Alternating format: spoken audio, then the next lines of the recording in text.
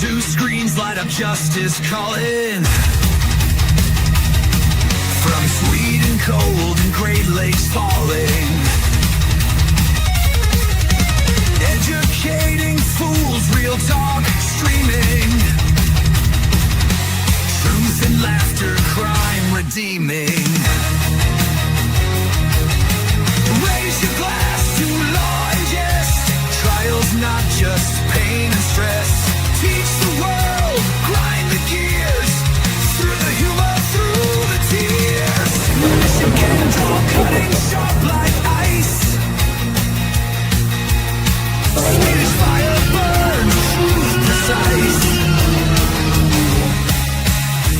Shot of whiskey, sip of gin. Rules of justice, we begin. Raise your glass to law and jest. Trials not just pain and stress. Teach the world, grind the gears. Through the humor, through the tears.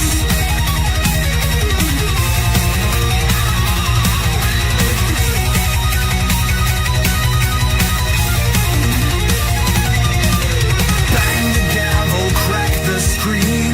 Courtroom chaos in between. Wine and laughter, we all bleed. Streaming trials, feeding need. Layers of law, peeling truth bare. Laughs for a while, do we even care? Chip on shoulder, beer in hand again. Together on this shaky stand. Raise your glass to law and jest. Trials not just pain and stress. Teach the world, grind the gears. Through the humor, through the tears.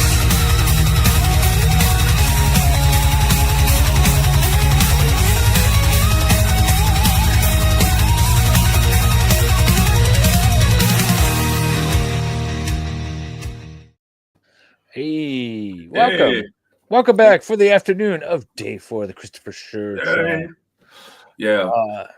By the way, I wanted to point this out. This is one of my courtroom cameras that I was going to get in for the Kremlin trial, and I finally got around to hooking it up and using it. Hey. And see how nice this would have been to have, you know, when in the courtroom, because it's Yeah. all remote controlled like this. You can Yeah. set up pre-positions. So like I set it up. I got to do it, but I could set this so that this is like position 1. And then if you wanted to aim it at, say, the computer monitor or, you know, the projector screen or whatever, and then you hit position 2 and this automatically goes. There's no nonsense of this cameraman zooming in on badges and like zooming in on an exhibit and a word within a screen. None of that stuff. So, anyways, I wanted to point that out. I could be such a better cameraman. What's the missionary position? Yeah. Did you have a good nap? Let's go wants to know. Yep. You know, Yep. I tried to find Prosecco, and everywhere I went, like I had a few errands to run. They didn't have Prosecco, so I wasn't able to get any. I am going to buy it though tomorrow morning. I'll have it for tomorrow because this trial's not ending today. Yep. Trial's not ending today. I'm flabbergasted at the amount of witnesses. 40 witnesses. That's who they plan on calling. Yeah. Well, Now, that's in their witness list. on their witness list. But I suspect sooner or later, if they are calling everybody in the precinct saying the exact same thing or variations of the same thing, I do think the judge will put a stop to it. Absolutely. This judge is going to put a stop to it. Yeah. But we're going to go back to an older witness, the first witness. that was called for the defense. That's what we're picking up now after lunch. Yeah, John T. has because a question. yeah, Sorry, does he have a history of bad shoots? According to what I know, he has more or less an unblemished record. Yep, that's what we're led to believe at this point. Hmm. And everyone go sub to Lefty. We need to put a link to Lefty, but yeah, maybe one of the mods can, or I can in a minute. I love this still frame of this judge. She looks so happy. But what were you saying about the witness? Going back to defense witness 1. Yeah, that's. Did they have a motion or whatever? Yeah, I don't know. They must have done something, right?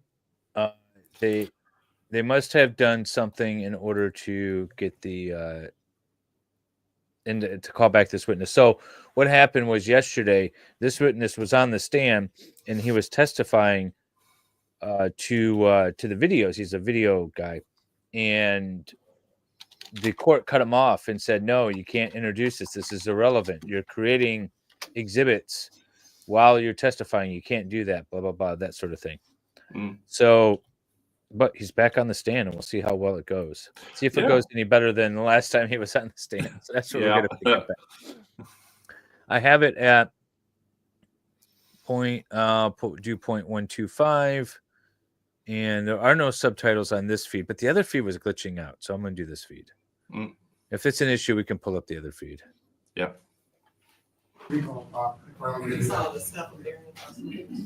Okay, so now my camera's messing up. What's up with this thing? I need to reset it.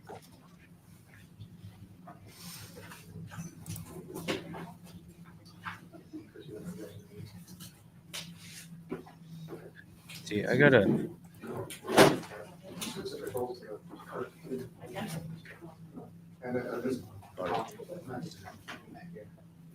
Oh, we're in the wrong configuration here. Nick discovered this wonderful configuration we have. Yeah, much better.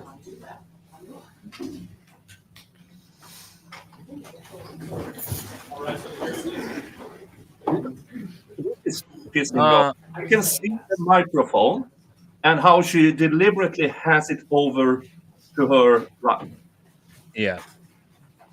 How was the morning, Nick? Well, repetitive. Yeah. Yeah, a lot of repetitive. She has the microphone right there, but she just doesn't use it. Nope.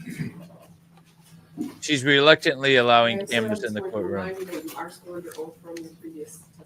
Yes, sir.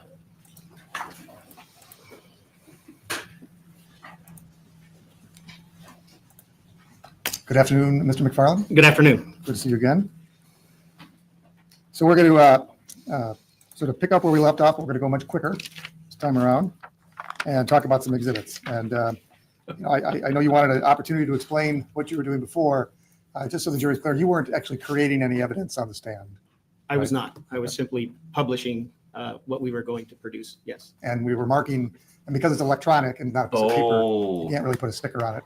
You were going to do that later. Right. I was taking notes on the segments that you asked me to create exhibits on. All right. And some of those exhibits were identified as B2, B3, B4, B5, B6, and B7. And you already published all those to the jury. Right? I did. Okay. Your Honor, at this time, the defense moves the admission of B2, B3, B4, B5, B6, and B7.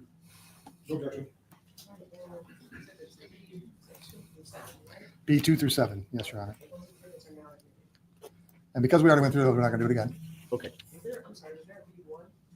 No. Yeah, we started at B2. So he's not going to go over all of it. He's just going to stop at certain points and point out things. To confuse things further, we're going to now go to B11. And you have, and we have marked as Exhibit B11. I didn't like this the first time because it's good for the prosecution. Yes. Okay. I think they're getting into the parts that would be B11 good is for a this series state, of though. sequential images that were exported in BNP format and then subsequently at least- print that. So And he in the wasn't exhibit B11, creating what is happening before you put it on the screen? evidence as they went along. They were actually done beforehand. Yeah, he was just sort of taking notes and marking them because he has to identify the timestamps for the record. That's what he was doing. And that's when the judge was like, "Are you creating exhibits right now? You can't be doing that." And the judge and the prosecutor and everyone was terribly confused, except the expert in the defense. And they tried to inform everybody, but the judge was having none of it. So they skipped this guy. And then I think they briefed the judge and everybody on what they were doing. And now they're back. Or I'm not we can move admission to B11. Yeah, Your the Honor. state rested. This is defense witness. I've already provided the papers. But this is technically 7. And to save time, Your seventh Honor, I will move admission to Witness B12, being B14, called, but this is the B15, first one being B16. called again. B11, B12, B14, B15, and B16. And we did skip some numbers there, Your Honor, just to save some time. 26 more subs for we need to do like Okay. we And now need that to they're do in a evidence, we're gonna joint publish them to lefty the to stream. the jury. Let's just like Can you let's start with get him B11? over the And then hump. describe for the jury. We what need to is get it everyone particular- together. This particular exhibit starts at RFN 5392, and it's a series of images that go through showing a segment of video where Officer Schurr and Mr. Lyoya were in the struggle. And I'll just advance it with the arrow keys. Do we want to dim the lights, please? I'm gonna put it up full screen, as long as no one has an objection to not seeing our beautiful So we can faces. see Officer Schurr has his back to us. We see he's facing the front of Mr. Lyoya. We see Mr. Lyoya's bent left arm up towards the center section of Officer Schurr. And we can see Mr. Lyoya's left elbow under the armpit of Officer Schurr, and his arm extends out. And as I play forward, you'll see.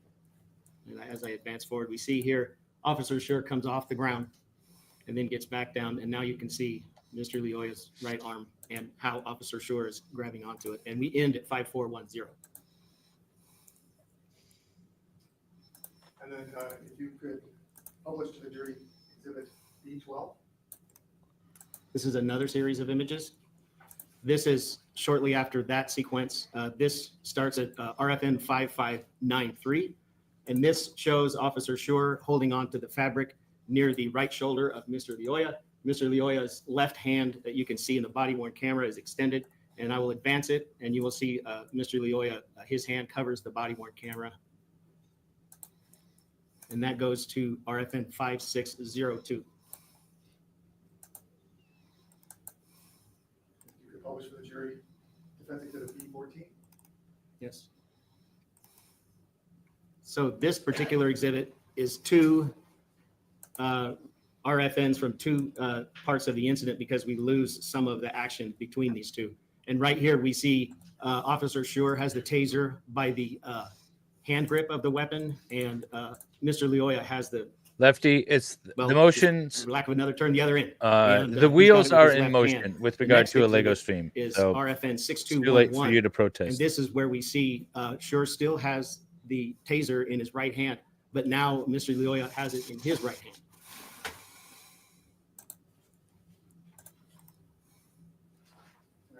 So that was important. I wanted to kind of point that out. So they see on the video where Lola has the taser in his right hand. That's important because throughout the rest of the video, he always had it in his left hand, which means he's switching hands with it. It's not like he's dropping it. Right? And I was thinking about that earlier. Like if somebody's on my back and I'm trying to get up and I don't care about the taser, I'm letting go of it because otherwise, like it's weird to kind of hold something and push up with it, right? Yeah. You want to like plant your hands. Yeah. And if he's right-handed, switching it to the right hand means I'm going to try to use it. Yeah. So that was interesting. That's what I was We didn't do wanted to B15. point out.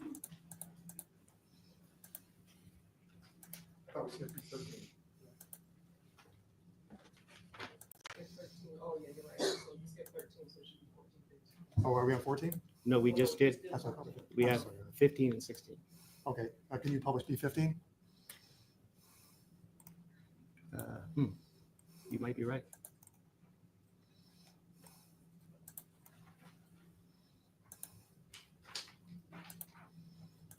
We did skip 15. Oh, you're right. This is a single image, RFN 7447. And what we're showing here is Officer Schurr on the back of Mr. Lyoya. You can see Officer Schurr's left hand down near the taser, and the taser is also in Mr. Lyoya's right hand. And Officer Schurr, both of his feet are up in the air. Is this changing anyone's thoughts on this? Again, he has to be in immediate fear of great bodily harm and or death. Now, watching the video in real time and also understanding we can't see the right side or necessarily what's underneath when we're watching it in real time. Is this changing anyone's opinion? It's kind of a little working on me, but I don't know. Derek says no. John says yes. See, that's why this is a trial, because it makes perfect sense to be a trial. This is so gray. I'm going to put up a series poll. of 3 images. They start at 7513. And as I move forward, you can see the taser officer, or excuse me, the left arm of Officer Schurr come up. If I go down, you can't see it because his left leg is in the way. If I inch forward, you can see Officer Schurr's left arm come up to this point in 7515 that Officer Schurr no longer has his hand on the taser. And in the image there, you can see the taser. And I'll go in just a little bit.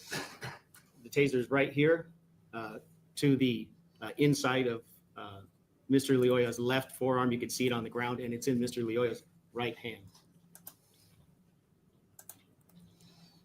But now the next issue is, does Brown, you also he know marked an it? exhibit related to the cell phone. But then again, if he video, goes up to C5. testify, he already seen it. That's He can 37 testify to, provided yeah, to I saw him counsel switch down it. and remove revision of But do we C5. actually see that in the video? All right. So is the video expert helping with C5? guilt or self-defense? The options This, are guilt, exhibit guilty, here or it's helping with his is guilt, further down. self-defense, or This is neutral. relative frame number 7566 from the cell phone video. And what we see here is Officer Schurr a few frames after the last series of image we watched, a larger blow up of the taser in the hand of Mr. Lyoya, but also we see that go across his left forearm in the area in the zoomed in portion, and I'm using my arrow to point at it. These are the taser wires. They go up, and there's another taser wire here, and in the large photo they go here, and then we lose track of them because they're in between Mr. Lyoya and Officer Schurr. I'm right with you, Gwendolyn. You're 100% not guilty right now. Okay. Go ahead and vote in my poll. I guess my poll is just focusing on the video expert. Mr. McFarland, I had asked you some questions about time that had elapsed. And when you analyze the videos, you made these synchronized videos. I started You're able to calculate how a much poll time on elapsed my from channel as points well. in time. Is this video expert getting you to guilty, not Can you tell guilty, the or jury didn't move the How much needle? time passed from the moment that More or less Officer the Schurr same first questions. put a hand on Mr. Yeah, Lyoya but mine's better. until the time the shot was fired? Almost 2 minutes and 30 seconds. 2 minutes and 28 seconds to be exact. What was the exact amount of time? 2 minutes and 28 seconds. Okay. And, much of the video is taken with a cell phone by Mr. Tuyashev. I know. I'm a little concerned about that too, There's some Lesko. time periods where he The sort state of puts will the phone hammer him. in a downward position so you can see the lawn, but you can't see what's going on. Yes. I asked you to determine how much time when you actually can't. He really needs to be. I sorry, I didn't want to talk over this. He really needs to be prepped well. But I am still thinking that he needs to. You never put your lying guilty defendant on the stand, right? That's the rule. But when it's self-defense, that like the opposite rule, unless you can't put him on the stand, is sort of my opinion. Can't see the action on any of the cameras. This is right after Officer Schurr and Mr. Lyoya went to the ground and we were struggling over the taser. The cell phone camera went down to the ground for 33 seconds. Okay. Thank you, Mr. McFarland. No questions.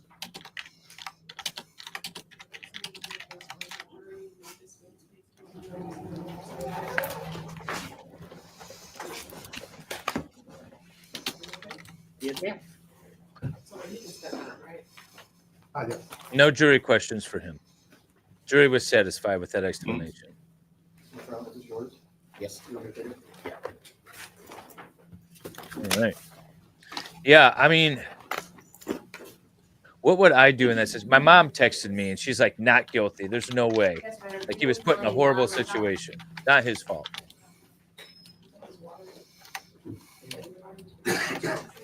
Yeah, that's the thing. It's like manslaughter could be a lesser included.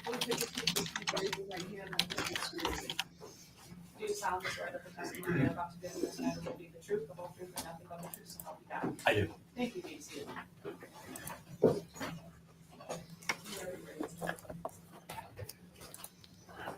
Good afternoon. Evening. Could you please state your name and spell it for the record? Sure. My name is Lon Bartel, Lonbartel. And can you Lon. please tell us a little bit about where you are currently employed? Sure. One of the roles that I have is I work for a company that builds training simulators for the U.S. military and law enforcement, where I'm the director of training curriculum as well as the principal researcher for developing that very high fidelity training material, which includes the utilization of force options, de-escalation, less lethal utilization, as well as our system has been used widely for research on human performance. And what aspects of your role there? We have completely different results on our polls. Do we? So my poll was 62% self-defense. So the expert helped with the self-defense, and then 37% was neutral, meaning essentially no change. What was yours? Didn't move the needle, 60%. Guilty, 40%. No votes for not guilty. Wow. Now only 5 votes, but Yeah, mine was only a few votes because we only had it up a short time. yeah, But still, mine was 8 votes. But still, that's interesting. yeah, You guys are all split. yeah. That's the beauty of doing this dual streaming, because we have separate audiences apparently. Apparently. Farrell thought this was no recap. No, this is the rest of the afternoon trial. Yeah. I'm going to put up a new poll. It'll have an undecided option. All of them. I have to be able to analyze human performance and portray it in a realistic way.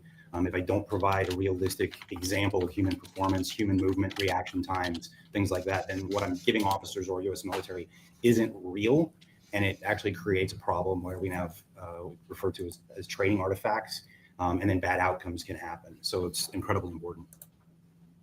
And can you explain what some of your consulting work is? Sure. I own Versant Tactical Consulting. I do consulting on human performance dynamics, New use poll of is force, training components throughout the United States. And what type of work do you do? Any work there regarding human performance during high stress instances? So a lot of what I do, because of the analysis of a force event, is going to be in a higher stress, probably better phrase, a high arousal state, because of the nature of the consequences of some of the outcomes. So those high levels of arousal cause changes in our body that most of us understand. You know, when our heart rate starts to flutter, we start breathing heavy, or whatever else happens to be. And those all play into how we perform, whether it's a physical skill or decision making or identifying things, listening or paying attention. So those are all aspects. Is that one officer taking his class? And I guess backing up a little bit, can you When they got describe your winded educational walking to background the in stand? exercise and sports science? Sure. So I have a bachelor's degree. I graduated with honors. My college study was actually sports science. My concentration is actually physiology and biochemistry. So I'm not going with the jury's going to say. I'm going with what you guys think. That at least in my poll, I want to know what you guys think, because I'm leaning towards more the undecided, coming down off of guilt because of the evidence with the taser, like where the taser is located, who has control of it. While I was putting myself through college, I was working as a personal trainer and a strength coach, and I was certified through the American Council on Exercise, Health and Tennis. There's no Corporation hung of jury America, option. I just want to know what you National guys Strength think. Conditioning Association. There might be another one in there. And then This guy's my master's basically degree a is actually in fitness applied exercise expert. and sports science.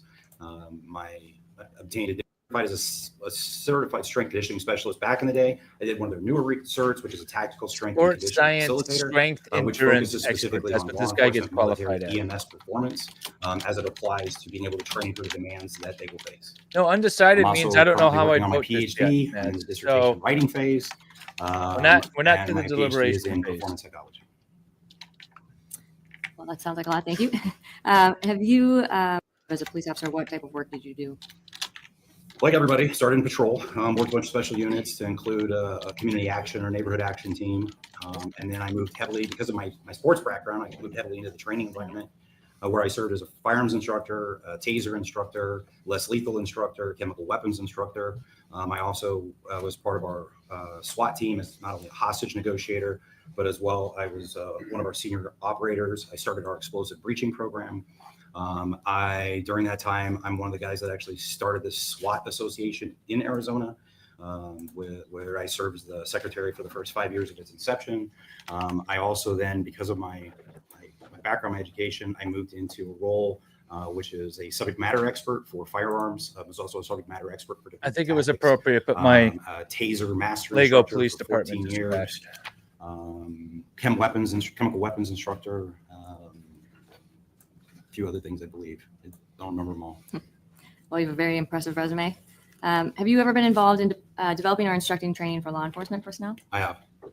And what areas have you instructed law enforcement on? So the vast majority of my work has always been in human performance. Don't get me wrong, I also make sure to dovetail it all together. So I was a de-escalation instructor. I brought de-escalation in as part of our firearms program and part of our defensive tactics. So it all was intertwined. But I taught all of those. I developed all those skills or all of those trainings.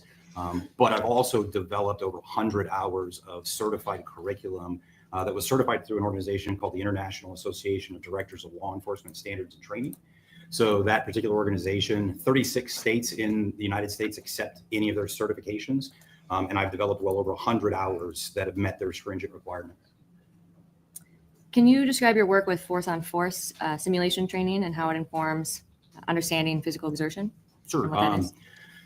So force-on-force can kind of go down two different paths. One of them is what we refer to in law enforcement as force-on-force or man-marking rounds. That particular technology, I teach for that company on the side. They're the largest manufacturer of this particular technology. They take real guns and they modify them. They put in a new barrel and different magazines, and then the ammunition that they use fires a small paint pellet so that it will actually show where the round hits. And if I give 3 different people different colors, I know how to keep you accountable for your rounds or your rounds. But the weapon cycles the way a real firearm does. And one of the other components to it is because those little paint pellets are moving at a pretty good speed, they hurt. And because of that, what that creates is an elevated arousal state, which is highly beneficial in law enforcement training, because we need to get officers to be able to adjust and make those type of, or deal with those type of environments.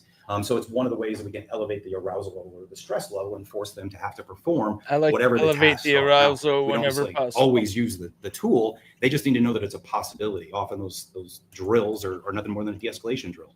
But I don't want you to know that ahead of time. I need you to not know that. It's an important consideration. So another form of force-on-force or simulation training is the stuff I build with the digital simulators.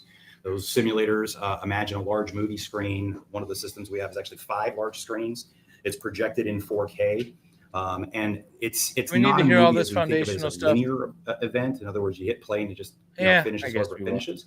The particular technology has a branching component to it. And many of us grew up reading books called Choose Your Own Adventure books, where you would read the book and you got to a specific point. There were decisions you could make. You would go to a different page, and then there's a completely different storyline. Well, our video does that. And the instructor can click or branch the video. So if you're doing a great job on giving verbal commands, I can make it so that the individuals on screen comply to your commands. Or if maybe I need you to say things slightly different and I don't reward it so that they're more, more confrontational. But you also have, I think that's what in the this expert devices that or we use, this a laser insert. witness, And that I don't laser think he's been insert qualified goes as an into a expert firearm, yet, is going to be taser, or talking sea about. spray, less Eric. lethal munitions, so that my was always my actions comment. can immediately branch that video as well. So if I have a subject that pulls a gun, I can utilize a firearm and shoot them, and that individual may drop to the ground. Or if I don't hit them in a vital spot, they may only stagger and then re-engage, and then the officer has to deal with the fact that that lethal tool or a less lethal tool wasn't effective, and they have to continue on making decisions and interacting with the video. We also use a device called a threat fire, which is a small I don't want to know what a electric 4-hook device girl that is, creates a little Brandon. pain signal. Because again, I need that arousal level to be brought up to be representative of the environments that law enforcement or military really face. And why is that important? So that elevation in the arousal level, it changes your body chemistry, your brain chemistry, and I need you to be able to make the adjustments accordingly. Whether it's emotional self-regulation or to realize that you're being overcome in Jung still in the circumstances, chat? right skills, you don't have enough people, whatever else happens to be. I need to create those dynamics because it's an important consideration. Have you ever been involved in developing or reviewing training curriculum for law enforcement? I have. Can you tell us a little bit about that? Yeah, so goes back to the statement I made about IADLS as far as developing their material, as well as at my agency, I developed all of our material. As my role with the Arizona Tactical Officers Association, I would volunteer to work with smaller agencies and their tactical teams to help them develop their policies and procedures and make adjustments based on the limitations that they had on personnel, equipment, and training time. So that way they were able to get the safest environments possible based on what they had. And what are some of the factors that you consider when doing this for agencies? So big things that you have to look at is number one is state and federal law. And those are our guiding factors. What is it that an officer legally has to be able to obtain, be able to adhere to? Another is department policy, because policy is going to dictate what an officer's standard is held to. And just as important, comes from my education, my training background, is it humanly possible what we're asking these individuals to actually do? The capability of a human being, and we're all flawed human beings, has to be looked at, because there are some things that you just may not be able to do. His And name that is is not a Lon fair standard to hold somebody to. Or if you want to hold them to a high standard, you've got to be able to make sure that you're giving them the training, not only the amount, but the type of training done in the right methodological way to support that level of performance that you're expecting from them. And based on the, I guess, kind of tying in the human performance to some of the use of force, what are some of the, how does exertion or exhaustion play into use of force policies?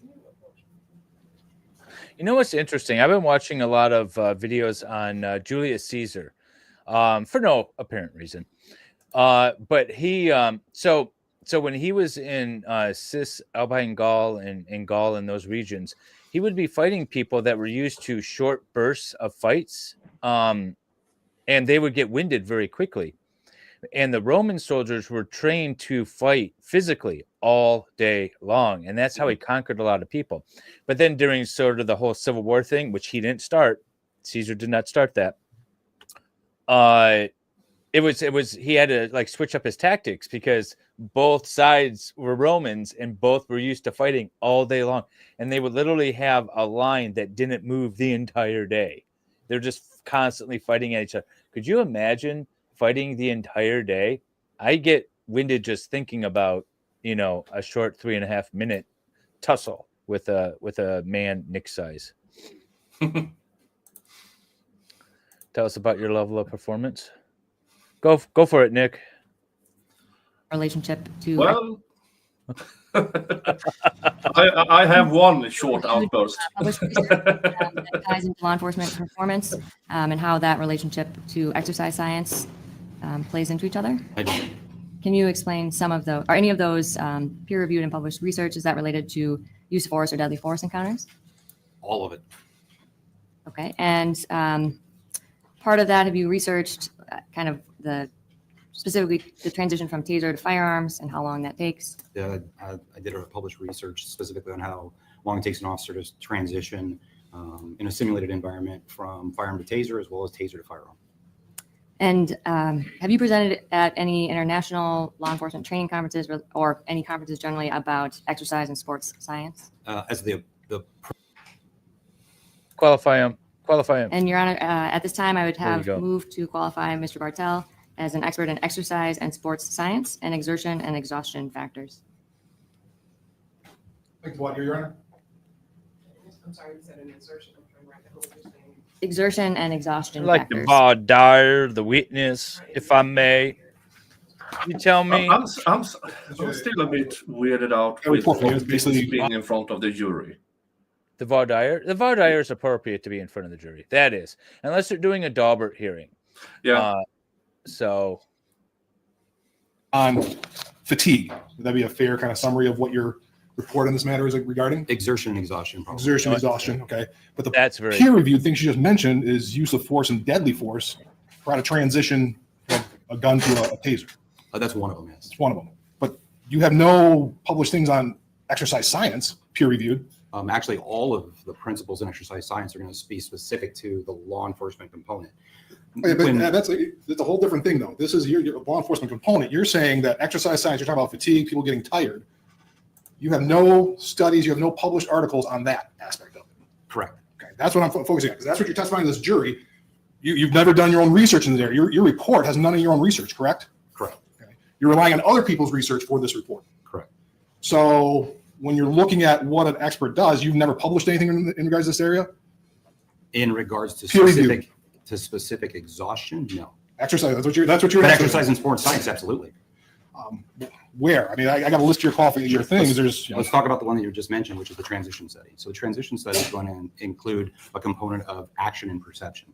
So as human beings see the environment, we pay attention to different things. We have to process all of that, and then we make a decision. That decision then just has to be carried out. That is legitimately a component of exercise in sports science. That's an example. Another one would be the study that I did on time to stop.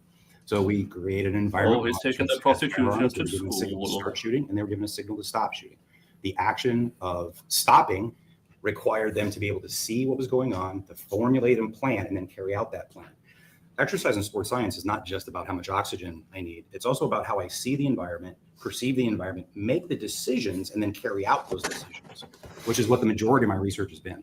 I'm good with but in this terms guy. of what that's I not what like your this report's guy. about. It's not your report for this incident was about how people are impacted by fatigue and how tired people get, essentially. Is that a fair assessment? How exhaustion can play into Sure. their performance, How exhaustion played into performance in this specific instance. or any instance similar. And in terms of you're still working on you're working on your doctorate. You haven't presented a thesis to defend, have you? No, first defense is in 2 weeks. 2 weeks. So you still haven't gone through that process. Correct. You haven't done any books in this area? No. And one of the things you work with, the one certification, you listed a number of certifications. The only two I have that, in the National Academy of Sports Medicine is 2021, correct? Correct. And National Strength and Conditioning Association is in 2023, correct? Correct. The rest of them, in terms of any sort of exercise, sports medicine, I don't see anything other than those two on your CV. Correct. Those are the two that I maintain. It's expensive to maintain all the other ones. Sure, but you listed a whole bunch of them, but those have all expired. Correct. Those were when you were doing exercise. I think you said you were a trainer. Health fitness instructor, personal trainer, and strength coach. And that was back in 1997. Correct. And that was That's before where it you. started. So all those certifications and stuff were back in 1997 before you became a police officer. Correct. Yeah, I No think further that questions. I think the prosecution just enhanced his expertise. I feel like that backfired. Yeah. Don't ask questions if you don't know the answers. Although I guess it goes to weight, not your disability, Your Honor. So you have your discretion. All right, so I will have, for purposes of this case, I will accept him as an expert in those areas. I'm Thank making you, the Honor. thumbnail for the Lego Law Life and Libation. Mr. Bartell, did you form an opinion in this case? I did. And what is your opinion? My opinion is that the video captures from the different angles show that Officer Schurr was engaged in a prolonged, very intense fight where he attempted to control a very resistive subject. He utilized multiple control options, such as knee strikes and punches, to try to prevent this individual from getting away and then from taking his deadly, dangerous instrument from him. The individual seems unfazed by the vast majority of his force options, to a point where he even was able to push up off the ground with Chris on his back.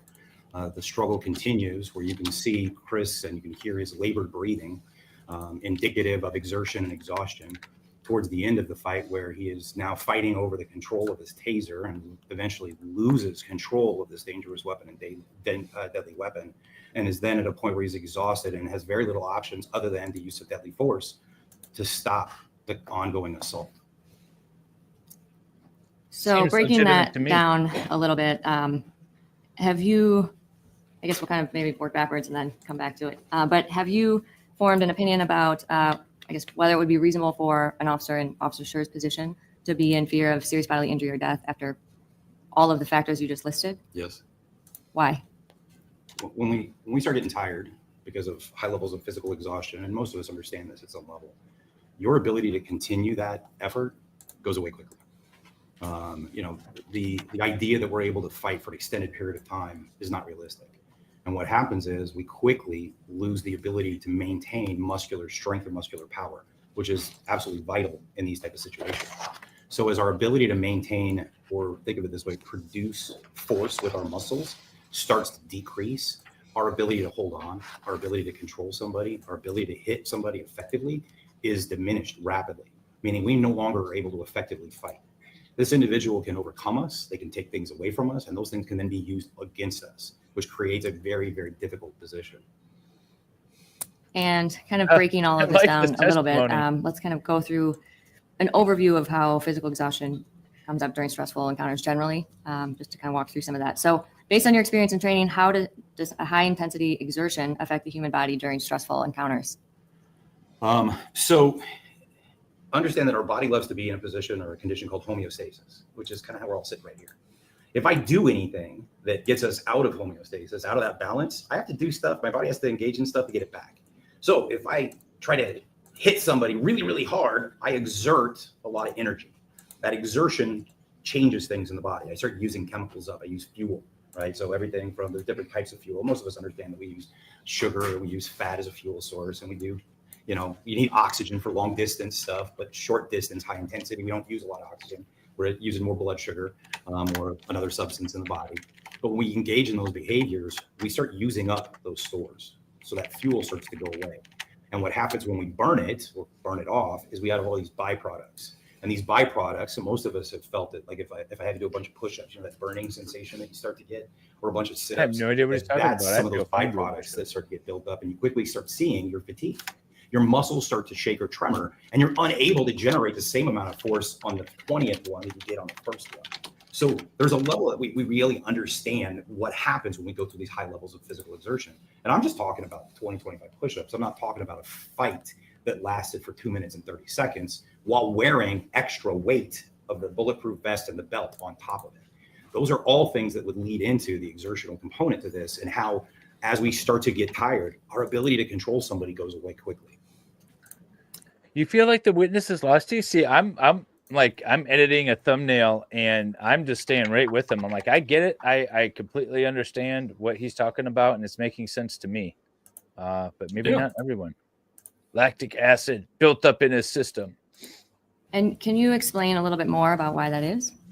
Well, I mentioned that the burning of the fuel sources start to go away, the byproducts that start to happen, and without getting too into it, the fatigue can hit two different ways. One can be central, which is the nervous system, because it's being utilized in these high intensity situations. And the other is a peripheral, or within the muscles itself. So because we're using both of those at high intensity, we start seeing those fatigue factors start to set in. Those exertional aspects cause all these changes that occur from a neurological and a physiological component that makes it that it's harder for us to do things. Something as simple as holding on. As an example, if I had a pull-up bar in here and I had you hold on to that pull-up bar, how long could you hold your body weight there before your hands are just going to give out? It does. Let me those talk changes about that's this localized in that particular high heat situation. vinyasa But yoga that those I've been exertional doing. factors dump chemicals into the blood that will affect everything in the system. And you mentioned that doing something like push-ups or sit-ups is not. So there was testimony earlier today, I believe. Today, that the gear that Officer Schurr was wearing, and was standard at the time, and I think it's still standard, was about 20 pounds. And so I made the comment about how, since I've lost 20 pounds, how much easier I can move around and lighter I feel. But 20 pounds with the belt and the vest and all the other equipment. The same as the ability to be in an all-out fight. Can you explain that a little more, that distinction? Yeah, sure. So one of the things that I did is I did a bunch of exercise testing and prescription. I've tested thousands of people when it comes to exercise testing and prescription. I like this So the testimony exercise for the tests defense. measure different components of fitness. And I'm going to take a lot of us back to like high school. Y'all remember when we did like the sit and reach test and the 1.5 mile run or the push-ups? Those are all different components. Well, sit and reach is flexibility. A push-up is muscular endurance. Sit-up is muscular endurance. A 1.5 mile run is aerobic capacity, but a fight is anaerobic in nature, meaning oxygen is not providing a vital component actually in the fight. We can't get enough oxygen in. We've got too much other stuff going on. We don't switch over to oxygen as a major factor in burning things in an oxidative state until 3 to 4 minutes, 5 minutes into the event. It's all high intensity stuff. So this high intensity push that we do makes these changes occur. And because of the use of all these fuels, we have byproducts. And that burning sensation that you feel, The fact that I feel weakness or fatigue or tremors, that's all aspect of the byproduct of the exertion. And what happens if your body can't get enough oxygen? Well, if you can't get enough oxygen from a total circumstance, the body dies. But oxygen itself in these type of situations can't produce enough energy to keep up with the physical demand. I talked about the different exercise testing. So a 1.5 mile run is aerobic. A 1.5 mile run doesn't give you any indication of your ability to fight. It just means you can run. The body functions on this thing called specificity, meaning if I want to get better at running, I have to go run. I don't swim. If I want to get better at lifting heavy weights, I have to lift heavy weights. If I want to get better at anything, I have to engage in that particular task. A run in an aerobic state, I'm not talking sprinting, a 1.5 mile run is an endurance issue. It's not a fighting issue. Those are two separate components. And there's a significant amount of research out there that these generalized fitness tests are great for fitness components. They are not indicative of measuring somebody's capacity to actually fight or to sustain anaerobic power. Anaerobic power is a completely different test. And what type of power is your body using if you're in a fighting situation? Anaerobic. Okay. And that was what you were describing, where it targets the large muscle groups? Or Yeah, how- so can you explain big, that? it's not just the big muscle groups, it's the fact that the big muscle groups are having to generate high levels of force. So think about the difference between, if I'm running, 1.5 miles, I don't have to produce a lot of force. I just have to do a lot of it, right? Multiple steps. But if you need to push your car out of the roadway, that's large muscle groups, right? That's anaerobic in nature. That's generating high amounts of force. You're not pushing your car 1.5 miles, right? Not happening, because it's not the same. The legs are moving, but it's not the same. One is generating high levels of force. The other is low levels of force, just repetitively. So in an anaerobic state, I have to produce large amounts of force. And without getting into the recruitment of muscle fibers, I recruit certain type of powerful muscle fibers that will help with that, but they don't use oxygen very well. And they produce a lot of these byproducts very, very quickly. And what does that do to someone's fatigue level? It drives it up immediately. I mean, you can get people fatigued or gassed within 15, 30 seconds of super high intensity exercise. And what would be, if you're in a fighting situation, how quickly could that happen? Same, depends on the nature of the fight. And in this case, you reviewed the video, correct? I reviewed a amalgamation of 3 different views in video, yes. And I know you just got here recently, but if I have Bob pull up Exhibit B, which is a sync transcript video, can you please pull that up, Bob? Jude, are you leaving us? And we get in the light, please. Exhibit B. Well, I might take us off the screen if they're going to play the video. Yeah, I'll take us off real quick. And when you say the compilation of videos, is this the compilation that you're talking about? With the... So far, it looks like yes. Okay. Yes, that's it. Okay. And would it, so I think as we're going through kind of what you explained, could you help walk us through the points where you first noticed that Officer Schurr is exerting energy, or exertion, I should say? Sure. And I guess, sorry, Bob, before you start, based on what you observed in the video, what physical exertion was Officer Schurr displaying throughout this interaction? There's a variety of things, everything from the knee strikes to the ability to try to control an individual to I believe there's at least one punch that's captured on the video. As already mentioned, there's large sections of the video that don't capture all of the action. So there's a lot of physical exertion that you can kind of hear and infer that there's stuff going on, but we don't know the extent of it because we can't see it on video. But as an example, the holding on to something, we don't think of it being a lot of work, but it is a type of contraction. When we hold on to something, so there's 3 different types of muscle contractions. You have isometric, concentric, and eccentric. Without getting over the top, isometric means there's a contraction of the muscle, like me squeezing this rail, but my fingers aren't getting closer together. I'm developing force and my muscles are getting fatigued, but my hand's not closing, right? I can't. Well, if I have a load that's super heavy, I might be trying to squeeze it or trying to hold on to something. It's the same. These words that are being used. It requires energy to do that, right? But it doesn't convey well on video because there's no movement associated. Now that's interesting. Because the muscle doesn't. Texas State Troopers get an auto pay raise if they have a purple belt or above in Brazilian Jiu-Jitsu or can offer training in it.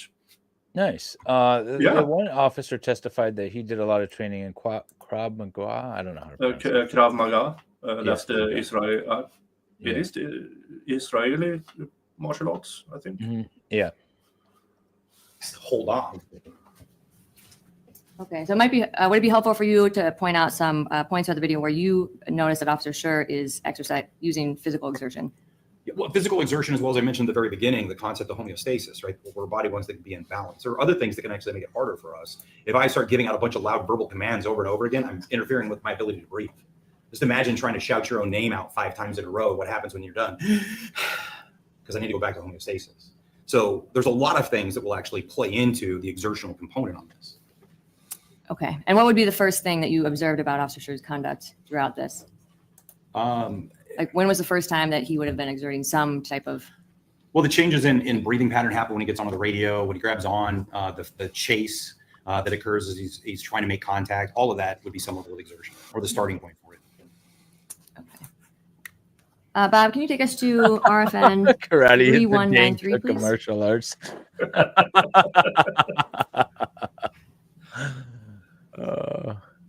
Wait, what are we looking at?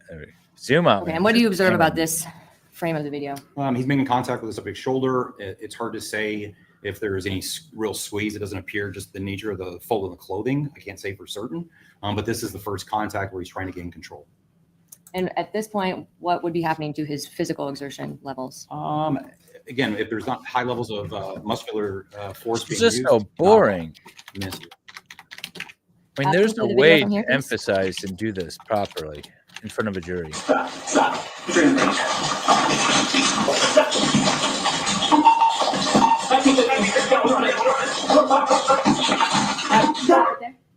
And this is RFN 3555.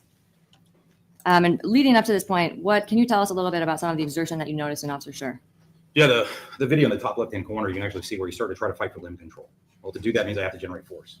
To generate force, I'm starting to exert energy. I'm starting to exert effort. Video is problematic because it'll never serve as a proxy for the officer's experience. The same way that as you're sitting there looking as I'm squeezing onto this rail, you have no idea how much force I'm generating on this. But if I was to grab your forearm and squeeze as hard as I am here, you would know it. The officer feels those. He's that video strong. capture. So that's one of the challenges in this is we know there's exertion. We know holding on is exertion. I To say mean, how much work is done is a little bit harder. this guy's to a do. little When he eccentric, tries to but control the limbs. I that's get the exertion. points he's making. I've got somebody that doesn't want their I limb think they're control. They're going to beneficial pull to away. the To defense. overcome that, I have to try to hold on. So that is all physical exertion. We're seeing a start of that effort early on. It's And going to be when would really that- interesting to see The this start guy of that on exertion cross. begin? Would that have been? As soon as the officer starts using force. I mean, and by force, I don't mean in a traditional use of force policy. I mean from a physics perspective, right?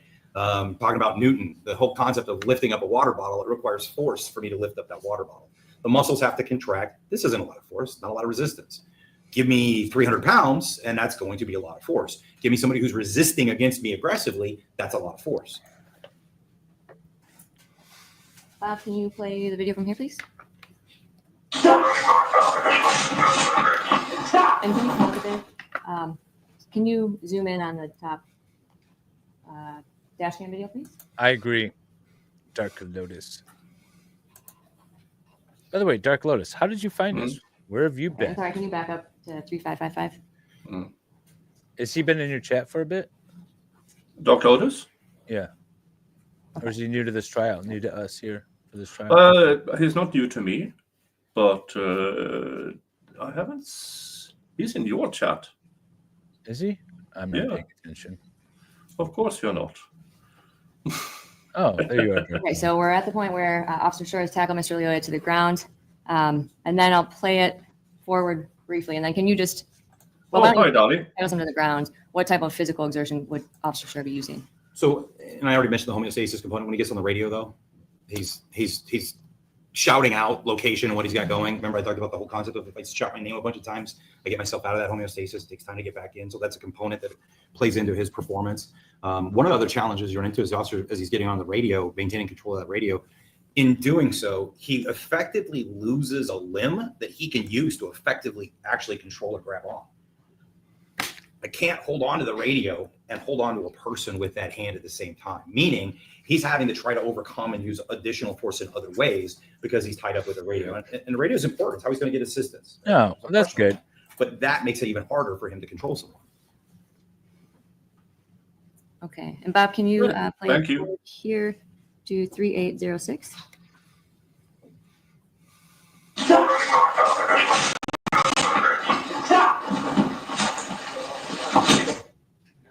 Oh, sorry.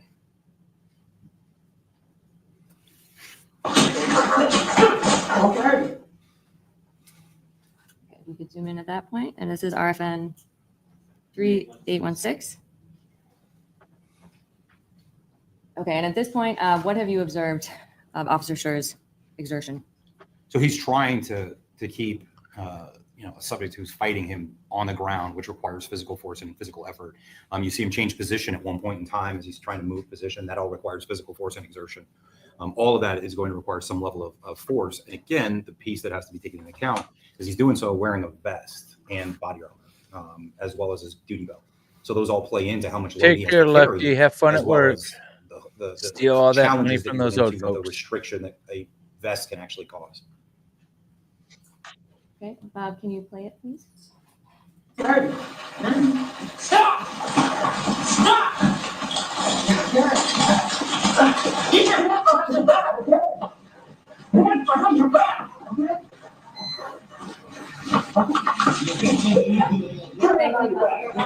What is the RFN number? Okay. And during this segment, what did you notice about Officer Schurr's position? Well, he attempts to do a couple of knee strikes. He engages in knee strikes. Knee strikes are very powerful, very high energy demand. Another challenge with knee strikes.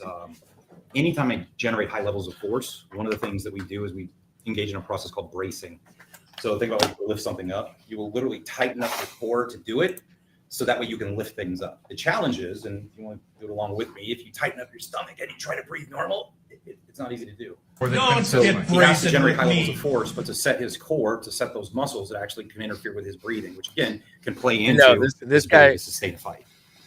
That was witness And number up to 3. this He was point, amazing. What have you He was noticed so about fun to Mr. watch. Lyoya's actions after Officer Schurr tackled him to the So you ground? hear verbal commands that, or hear verbal statements that he's going to comply, but the actual physical actions are not compliance. Okay. After the command, give me your hands, put your hands behind your back, but he doesn't do it. He continues to fight to keep the hands to the front. So there's a contradiction between the verbal statements that are made and the actual physical actions that are made. And you can see that Chris is trying to control those limbs, and he's not able to do a great job at it for whatever reason. And you mentioned some of the knee strikes that Officer Schurr used. What did you notice about them? Well, as I mentioned, the high intensity, that's the nature of a knee strike. They're big, powerful muscles, just because the muscles of the legs are, some of the largest muscles on the body. And in doing so, they have a very high energy demand. So we know that we start pushing that anaerobic threshold even more and more with that type of behavior. Were they effective, the knee strikes? They didn't appear to be effective because he's not getting compliance. He's not getting an individual who stops. You're not seeing an individual that ideally, if I do a knee strike to say a common peroneal, I cause a neurological effect on that muscle to where it doesn't contract very well.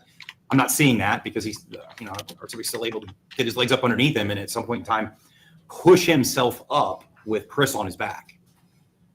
And what would that indicate to you about their positioning? So from a advantage perspective, he's underneath Chris. The fact that he's able to get his weight up, he's got a good solid base to fight from. I say that because, being able to fight from a bottom position is actually not hard to do. One of the simulations that I built that it's tied to national curriculum is specifically to the speed of a prone suspect and how quickly a prone suspect can turn around and actually utilize a weapon. So from the first movement to the actual use of a weapon, it can happen as little as 0.61 seconds. Now, it's based on research that was done by Force Science, but I've put it into a simulator and I've had hundreds of people do it in real life, in real time, and it happens quickly. Okay. Bob, could you please play this from here?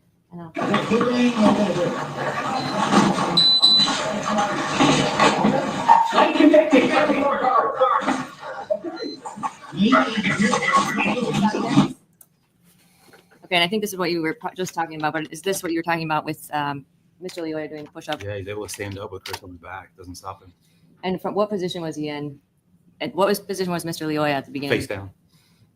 And once he was able to push up, was Officer Schurr in a position of tactical disadvantage? When you see Chris's feet lift up at any point in time, he's at a position disadvantage because his center of gravity is actually not his own. Because it could have been dangerous to doesn't have the ability to push off the society. ground because his Could feet have are been in dangerous, more dangerous to the officer. That's all problematic. The concept of, just because I'm on top, I'm in control is not necessarily the case, because I've got to have good solid control over a limb, whether it's an arm, a leg, as well as a head. Otherwise, I have individuals that can stand up like we just saw, or spin. And how long, or I guess how quickly is someone able to experience fatigue when they're in this type of dynamic fighting situation? Yeah, I mean, compromise with the breathing capability as well as high level. I don't know. physical I don't want to be exertion. You punched, get people Wendy. fatigued within 15 seconds, 30 seconds. And within, your first 30 seconds to a minute of could kill exertion, you. your physical ability to contract your muscles is already starting to compromise. And are you aware that in this case, I think you were here for the beginning or the end of Mr. McFarland's testimony, but that the fight here lasted for roughly 2 minutes and 28 seconds? I am. Okay, and within that, how would that affect Officer Schurr's ability to fight? Well, the longer the fight goes, the more problematic it is, the more exhaustion and fatigue is going to play into it. The more of those chemicals are produced that actually inhibit our ability to hold on to stuff or contract our muscles effectively.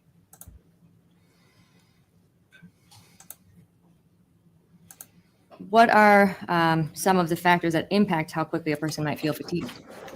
Well, the demand of the activity is one of the bigger ones, right? How is it a high power activity like we're seeing here, or is it lower power requirement? The difference between walking 5 miles, which might take us an hour and a half to do, versus something that I've got to do within seconds because I've got to generate high levels of energy or high levels of power, which require high energy demands.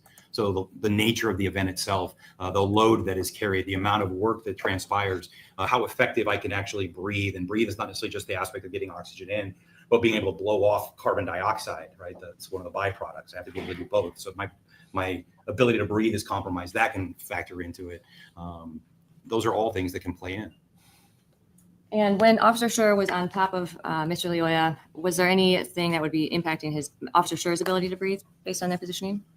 Yeah, so 2 things of note. One, like I mentioned, the nature of the body armor, because it can be restrictive, as well as the gun belt. But the other problem is in that position, for every action, there's an opposite but equal reaction. So the weight of the bottle sitting on the desk also pushes up against the bottle. It's just kind of the nature of things.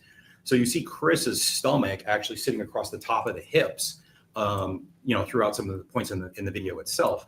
Well, as that occurs, the body is actually pressed on. That makes it harder for me to breathe. Imagine laying over the edge of this ramp or on the edge of your couch with face down with it on your stomach, and now trying to actually inhale and exhale. It's all compromised. And sorry, I realize we have RFN 4829 on the screen, but you're talking about a few frames prior to this when he's on the ground. Well, there's a couple of portions. I mean, when they first go to the ground and then towards the end, so it happens more than once. Bob, can you back the video up a little bit? And can you tell us what points you're talking about? Sure. So we're starting to see this here, where he's over the top. And again, body position and the body underneath is going to press up against Chris. That's just the nature of physics. So you start to see that occur. I'm sorry, for the record, this is RFN 4640. Okay. Bob, if you could play it forward, and then can you tell us when to stop when you see the next position? Play it forward, Bob. If you're talking about a position where the respiration is now potentially compromised because of both individuals' body positions, that's going to be towards the end. But you've got molar strikes that occur between then, or between that event and this event. There's other physical exertion that's going on throughout this time frame. Okay. So I probably am doing this the backwards way because I didn't have the RFN number. So I apologize. This is confusing. But would it be easier for you to explain this if we backed the video up? Or you can continue from here. I mean, you do. I'll do whatever it is you need me to do. Okay. We can just go forward from here and then. Bob, if you could.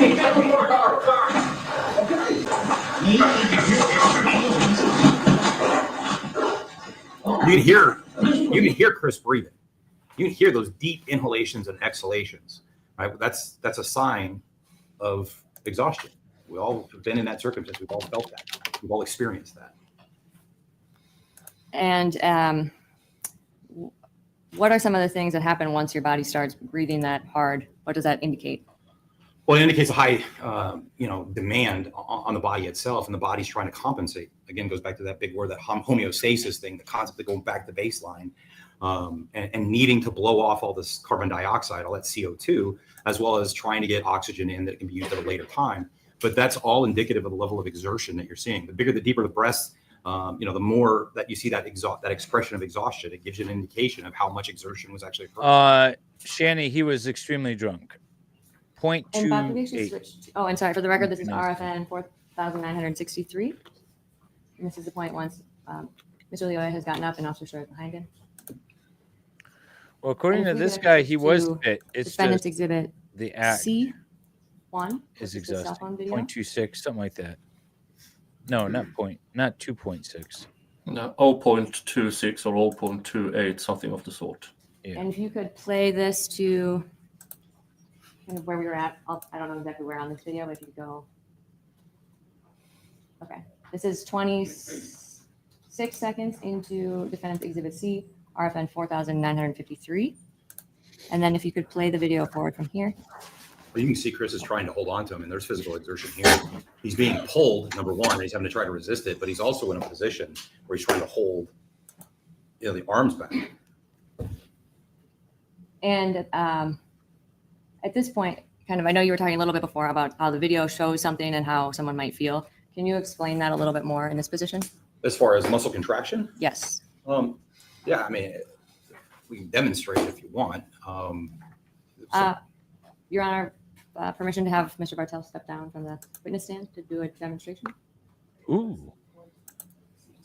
Are we going to get a demonstration? No, Your Honor, I mean, the point is that muscle contractions, as we see on here, that isometric concept, anybody that's in the room, if they put their hands together and they push as hard as they can as they're trying to collapse their hands, you're not going to see on video that there's a lot of movement. But there is absolutely a ton of muscular contraction that's happening, and fatigue will start to set in. You'll feel it. So just because the video doesn't show an arm move doesn't mean that the muscles aren't being used significantly.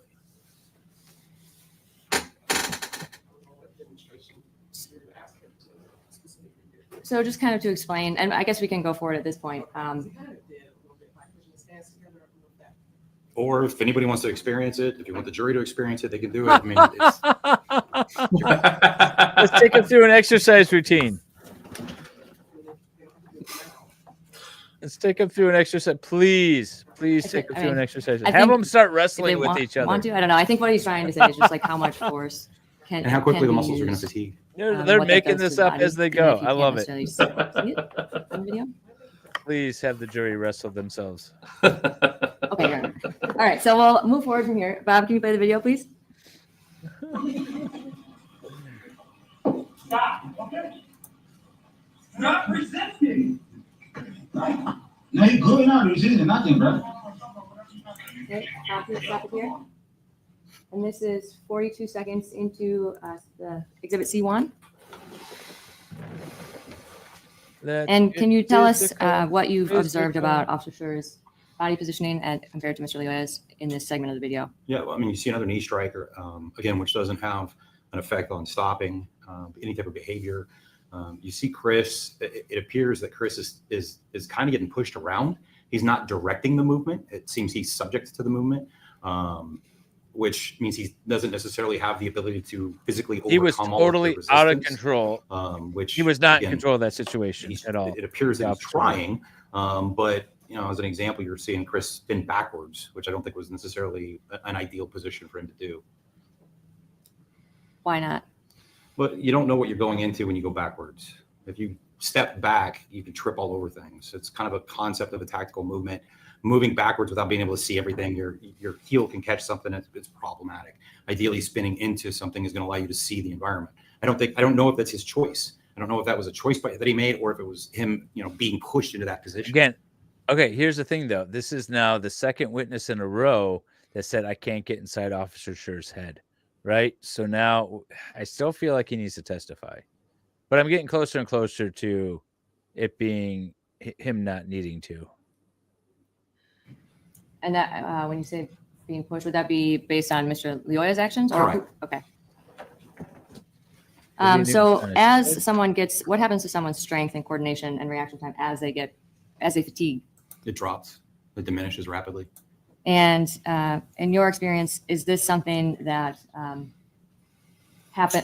How does this impact, or how is it someone impacted as the duration of a struggle like this? Well, How is the that longer the impacted? struggle, the longer I engage in high physical activity, the weaker I get.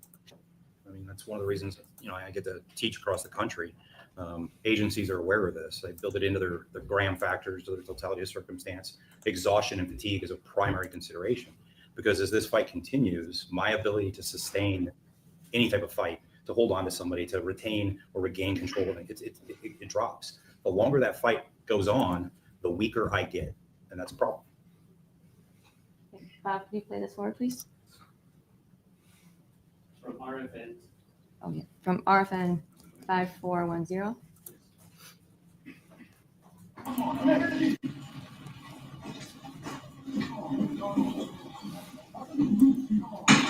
Okay, why you gotta do all that, bro? They good, man. The passenger is just as bad of a cameraman as the We guy in the are at courtroom. RFN 5992. And throughout, I'm sorry, can you move forward a little bit faster?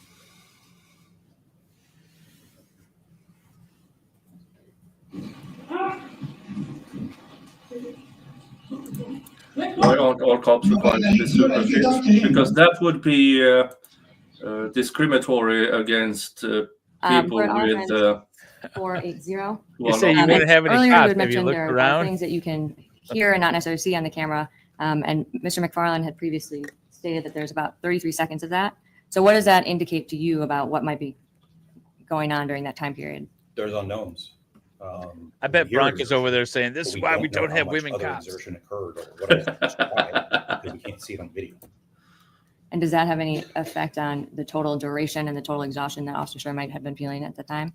Yeah, I mean, the more that you try and fail, the more problematic things are. So it's clear that your intervention isn't working. Whatever you're doing isn't being effective.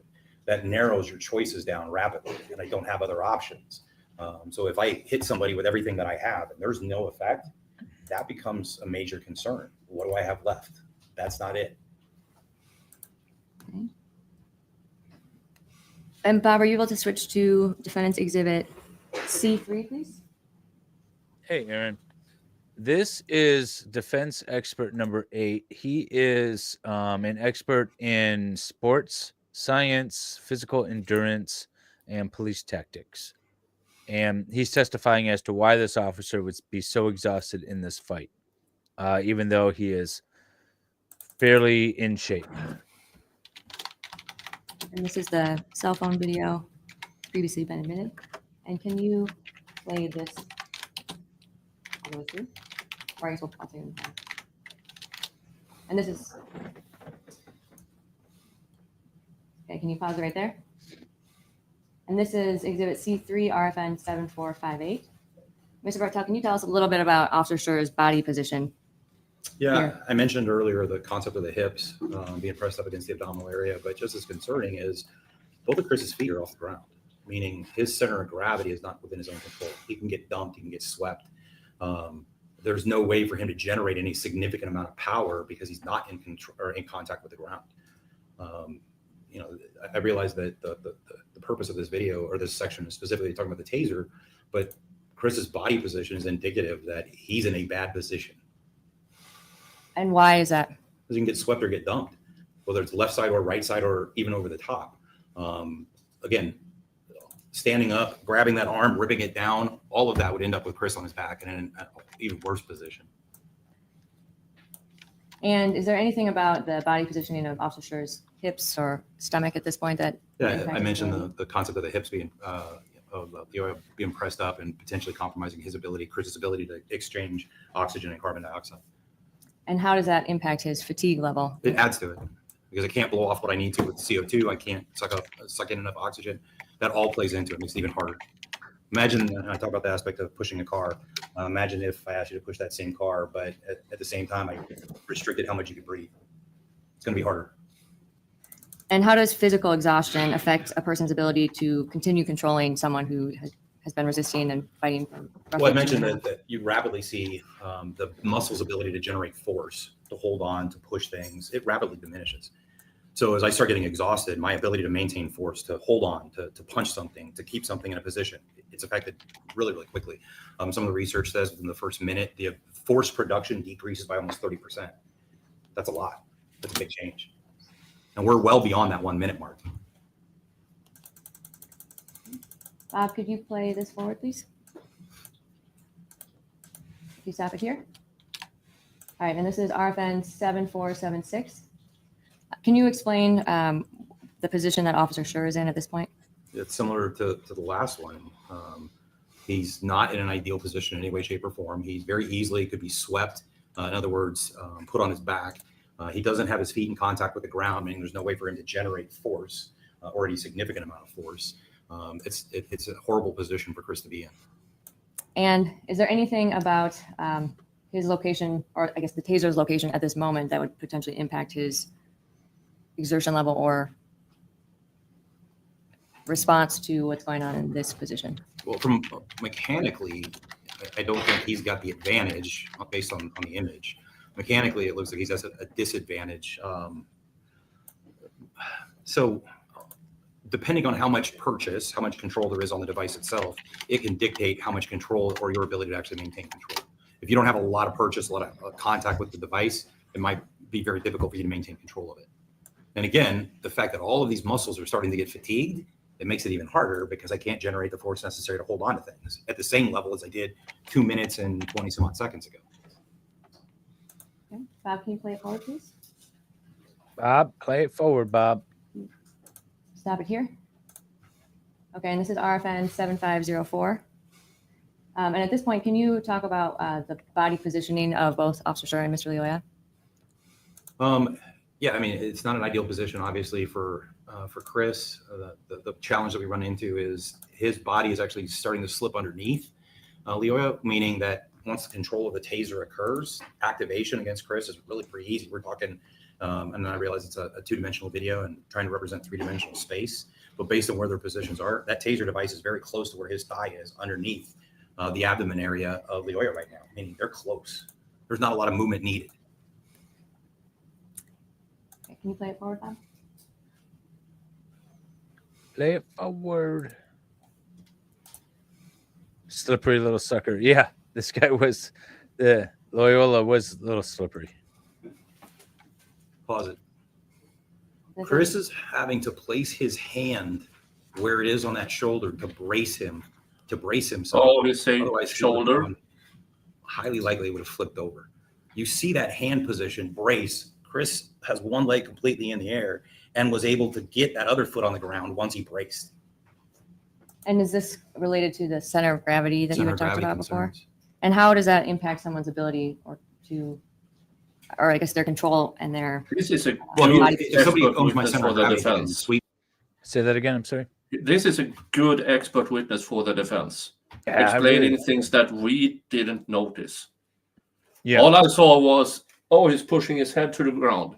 And all of a sudden, okay, maybe his hand was on the shoulder, steadying himself. Yeah. Not sure if it's enough. No, I like this though. This is good defense expert testimony here. Me, they can dump me, they can do a throw, they can roll on me. Ideally, I want to control somebody else's center of gravity. That's one of the best positions to be in a fight. And Chris doesn't have control of his own. He has to brace up like that, and that when that hand starts to come down, and he's able to get that foot back on the ground. and if he were in this position, what would happen if he didn't have his hand there? Or I guess in that position where he's leaning forward, what is his body position? Without his hand braced, there's a probability, I can't say definitively because it's a two-dimensional image, that he could have fallen forward. Okay. And here, what do you notice about Mr. Lyoya's body position? He's got a good stable base. His feet and his knees are in contact. One in contact, the other one start to elevate, which if I was to roll Chris, that's what I would have done. I'd have literally that inside knee would have come up and I'd have rolled him backwards. But yeah, being in that downward position is a good position to be in. And I say that, like many people, I do jujitsu, but I also have COPD, chronic obstructive pulmonary disorder, meaning I can't breathe as well as other people. I run with about a 65% lung capacity. I fight from the bottom position all the time because it's the laziest position to be in and requires the least amount of energy. So I love being on the bottom like that. And do you feel that that's a position of tactical advantage? There's an advantage with Chris not having ownership. Oh, we I have like healthy my minds opponents there. up top. More position where he's got there's an advantage to that. And you had mentioned how quickly someone could turn earlier. Can you explain that a little bit more? Sure. So there's some research. It was the speed of the prone subject. What they did is they put people on a prone position, they videotaped them, and they showed how quickly somebody who had a firearm could turn and bring that firearm to bear and actually activate the trigger in a multitude of different positions, whether it's a chest up position, chest down left, chest down right, and they actually timed it. And I'm fairly familiar with it because I did a reenactment, which is what I put inside the simulator that I've had a chance to run a few hundred It's people. tough. What I see routinely, and consistent with the research, is from the first detected movement to the shot break by the subject that's on the ground can happen in about 0.61 seconds, which is quick. Okay, Bob, could you explain this video, please? Okay, and this was the bystander cell phone video in slow motion. So Bob, could we have you pull up Defense Exhibit C2?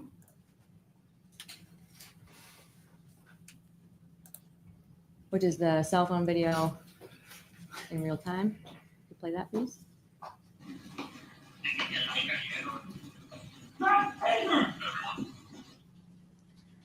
And part of what you had mentioned was some of Hey, the Matty B. speed that someone could turn. Is that related to like We are the action beats reaction concept? trigger warning if they are going to show it again, Oh yeah. because that is just before. Yep. Shot is fired. I'm just talking about the ability for somebody to turn. I'm not talking about the individual that has to be able to perceive that turn, formulate a plan, and then carry out the action on top of it. That makes it even further behind the time curve. I'm just talking from the first movement to the shot break. That doesn't even account a human having to actually respond to it. Okay. And how does physically, is there a point where fatigue can create a serious risk of losing control of the situation entirely? Yes. Can you explain when, how early or late, like when that can I mean, happen? everything from when physiologically we've got nothing left to give, to the fact that, as I mentioned a bunch of times, that as we start to get tired, our ability to hold on to something, to continue to fight, to produce force is diminished. Where our arms don't even want to, we can't I even agree. hold our arms up. And I anymore. talked to the Grand Rapids So all of commissioner that and the can play Detroit into it. police And commissioner. how might exhaustion few years affect ago about an that. officer's perception of the risk that they're in?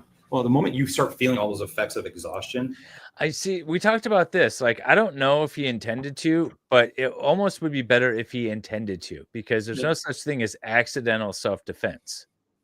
So he has to say that he intended to. Otherwise, it would be way worse for him.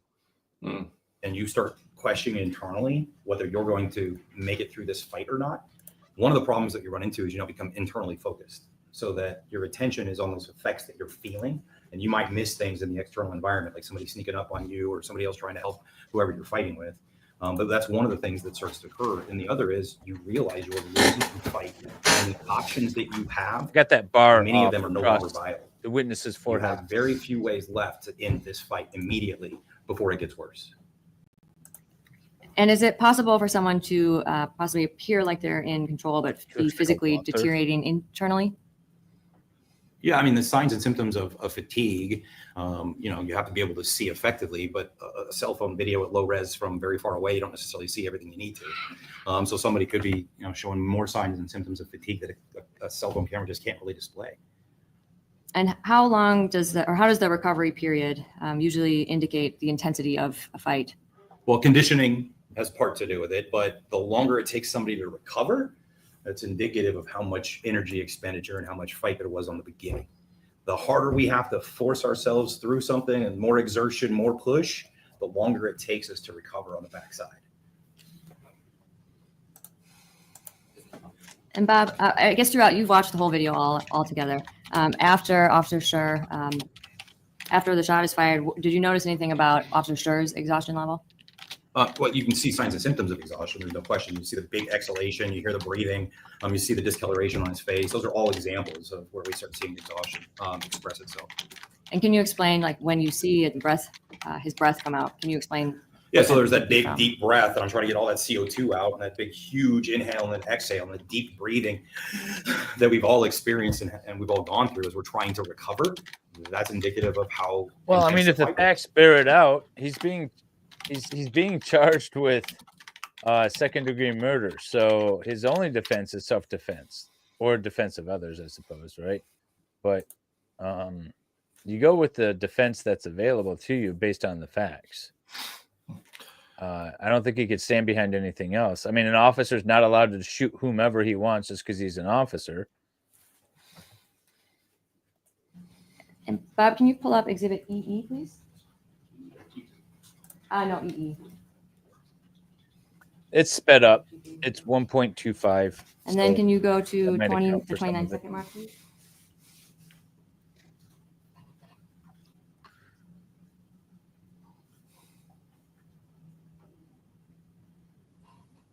Oh, 29 seconds. Oh, are they showing the other cops? Yeah, I think guess. it's who is in the upper right corner? Or sorry, it's middle right of the screen. Oh, they're showing Officer Schurr after. Mm. So if you could turn the lights, please. Thank you. This is Okay, and then if after you the could other play officer this showed up. forward for about 10 seconds.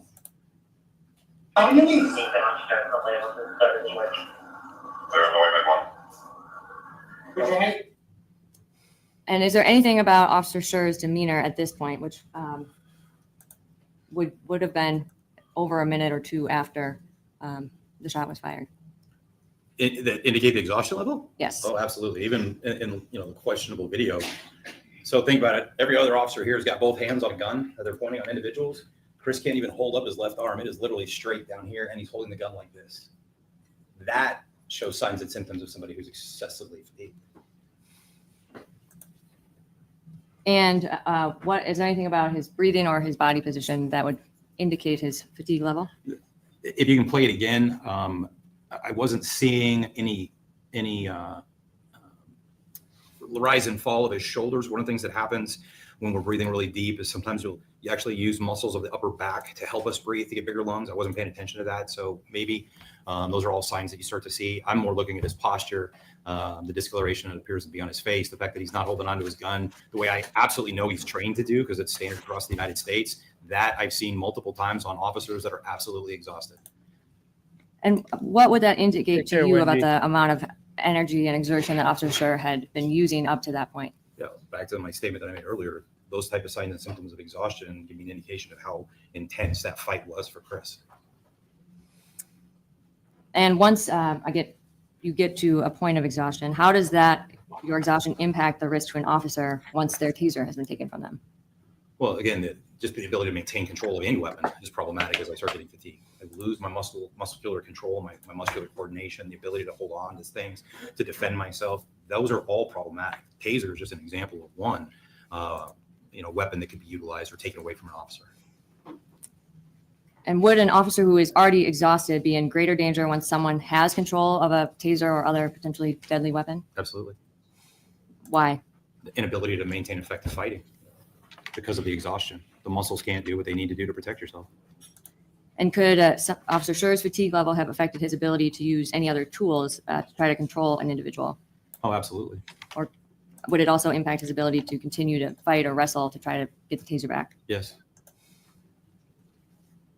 At the point where if Officer Schurr had reached his full exhaustion level, is there any other viable tool that he could have used based on his position and extreme exhaustion once he lost control of his taser? Was there any other viable option for him at that point? That would be amazing. So I guess the problem I run into with the question is you said full exhaustion level. That means he can't do anything else. You can't get there. If you allow yourself to get to the point where you have nothing else that you can do, you can't lift your arms. And many of us have felt that. You can't do anything. There's no way for you to stop. You have to engage prior to that event. You have to do something before you get to that point of exhaustion.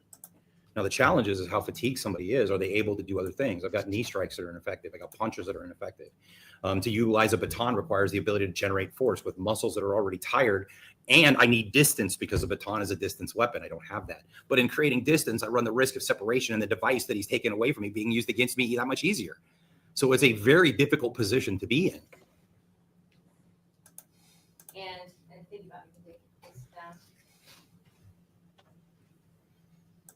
And based on all of the exertion that you saw Officer Schurr go throughout this entire thing, would it be reasonable for him to be in fear of being harmed or in or potentially hurt? Would it be reasonable for him? It's not that you don't operate, they keep on trying to do it. I'm sorry, Your Honor, I'll rephrase the question. Would it Don't be apologize. reasonable for an officer in a similar position that, after he had been fighting for over 2.5 minutes. What are the when he was, sound? After he's being disarmed with his taser, after being outnumbered by other people that are there, would it be reasonable for an officer to be in fear of serious bodily injury or death? Yes.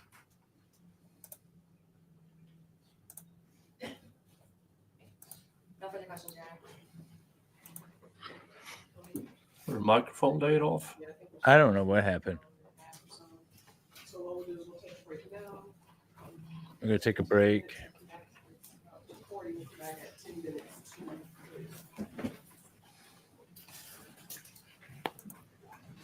Hang on. All right, so they're gonna come back. We don't need to hear the talking heads. We have enough Showing talking a heads segment here. Hang on. of video. About that encounter. This particular exhibit starts at Oh wait, that was from earlier. Are they replaying this?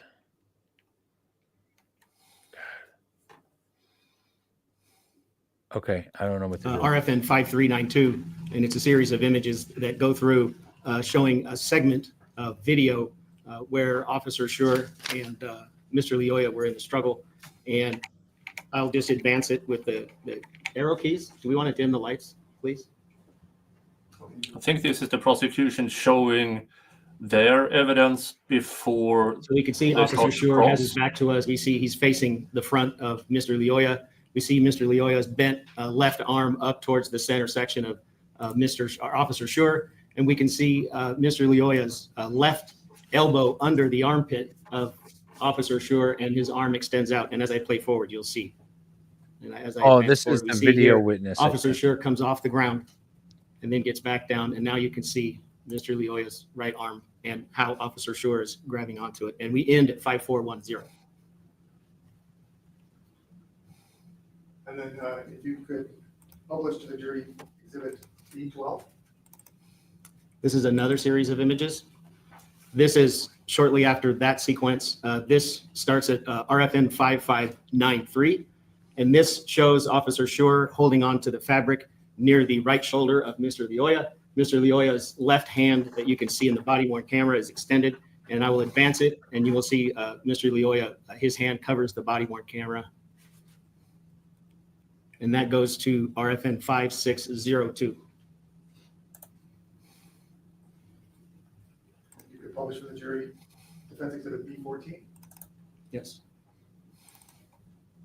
So this particular exhibit is two RFNs from two parts of the incident because we lose some of the action between these two. And right here we see Officer Schurr has the taser by the hand grip of the weapon, and Mr. Lyoya has the, well, just for lack of another term, the other end. And he's got it with his left hand. The next exhibit is RFN 6211. And this is where we see Schurr still has the taser in his right hand, but now Mr. Lyoya has it in his right hand.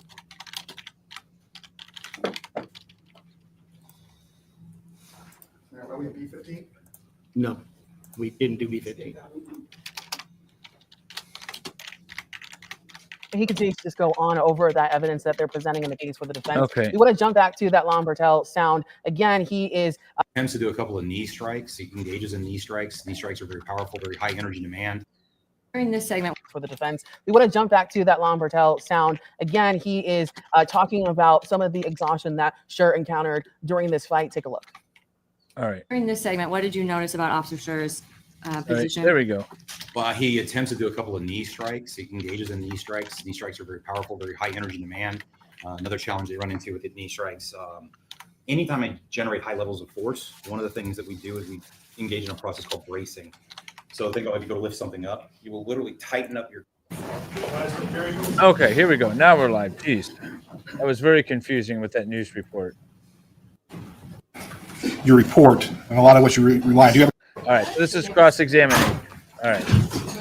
Now we're good. Now we're good. Hey, Graham. Figured it out. First, I want to go into your report and a lot of what you rely on. Do you have a copy of your report? I do. I'd like to can you go to your reference section? Your references.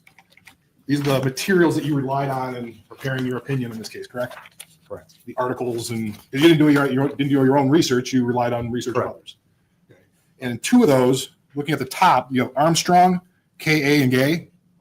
You see that one? Didn't they already have this conversation? Function and exercise performance. Sorry, say that again. Didn't they already? Didn't they have this conversation in the voir dire? Why are they repeating it? I don't know. Maybe more questions, fleshing it out. That's while wearing body armor. All right. Journal of Occupational and Environmental Medicine, 58-2, pages 188 to 194. Correct. Right. You see, that's one of them. Mhm. The other one was, looks like K.E. and Gay, E.W. Roberts and Cole, a 2019 study of the impact of body armor on exercise tolerance and respiratory function. And that was in the Medicine of Science and Sports and Exercise, volume 51, section 5, pages 987 to 995. Right. Those are articles you relied on for your research. No, actually, those are misprints. The actual articles are Armstrong and Gay, 2016, the effects of flexible body armor on pulmonary function and ergonomics, and Armstrong et al., wearing body armor and backpack loads increases the likelihood of expiratory flow limitation and respiratory muscle fatigue during marching. So you cited the wrong articles? Yes. So you guys, so the research, because when you go into those two sections, those articles don't exist, do Yeah, they? they don't exist. They don't exist. So the articles I took a look at aren't something that are available to us because you cited the wrong articles in your study. Correct, except that I have an updated version that obviously you don't have. That has been a trend here. So what I did find, though, is the International Journal of Exercise Science. Would that be a reputable journal that you would use? Correct. The Journal of Exercise Science did something, the influence of body armor on balance and movement quality. Right. Now we're talking about body armor. All this, none of it is talking about police body armor. This is talking about military body armor. Which is the exact same material. The exact same material, but the body armor, though, according to this, once again, this article says modern warriors combat load, the lightest average load for infantrymen is approximately 62 pounds. You're not saying that a Grand police officer is carrying 62 pounds of. Okay, so he's trying to. So, all right, this is the defense expert witness on sports medicine, athletic prowess, endurance, things like that. And he testified about the weight that the officer was carrying, all of his equipment, and he's trying to impeach him. But the prosecutor is always angry. He's so angry all the time. And so he's yelling at the witness, and the witness is like, no, it's the same material. That's where we're at. Same material, different weight, but the principles are the same. I mean, it's added weight. Yeah.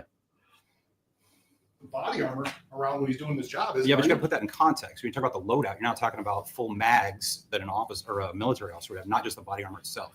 So the magazines themselves fully. We don't need to go in this. The full mags. Let him. We were talking about is an infantryman is going to take about 62 pounds total. Correct. Mags, helmet, vest, boots. That right? Right. That's not what a Grand Rapids police officer is going to have, right? I don't know what their loadout is. How do you? You're an expert here, right? You're getting paid like almost $250 to $300 an hour to know that, aren't you? No. You shouldn't. You prepare an opinion to figure out how much weight. You just talked about weight. How much weight an average vest and belt are for a Grand Rapids police officer? No, I said average. Yeah. So average across the United States. I wasn't specific to Grand Rapids. Well, should you take a look at what they are? They could have plate carriers that are heavier. They could have plate carriers that are lighter. You don't know. I don't. You just rely on something regarding military body armor and trying to transcribe it into what a police officer has. No, some of this material is actually on law enforcement as well. Material. You keep on saying material. It's not material. I'm talking about the weight. The weight a Marine in Fallujah has on him is a heck of a lot more than what a Grand Rapids police officer. But that's not body armor. That's the. But full he loadout didn't of say magazines. he was wearing That's 60 full loadout of pounds. magazines. Sure, but That's not He body didn't armor. say that. But the But total weight. It was a different the total witness. weight somebody's carrying around. There was a different witness that testified to how much weight the equipment was. It wasn't this officer. This officer just said, also, you have to take into consideration the fact that he's wearing a bulletproof vest and a bunch of his other equipment. That's all he said. In your article, can I see it? Sure. I'd love to add to my.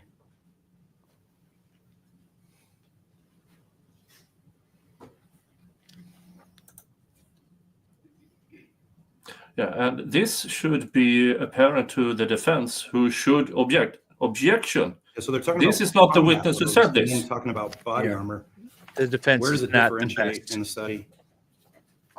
I mean, unless It's talking about combat loads, exactly. When Mm. the infantryman you're goes out, confident yeah. that this It's guy's about going to be combat fine. loadout and body armor. Mhm. But what I'm looking for is where in here do they differentiate in the study? But we're Because what they talking, said is the average infantryman that actually goes in a loadout, but not necessarily what was used in the study itself. but an average infantryman going out into combat is going to carry about 62 pounds, correct? Right, but I don't know what And was that's used in gonna the be- study. That's going to be a lot different. A Grand Rapids police officer is not going to carry 62 pounds. Agreed. Okay, that's not the point. But that's what your study was based on. That's what your opinions were based on, at least military comparisons, correct? On body armor, not necessarily the loadout of the ammunition. So what about firefighters?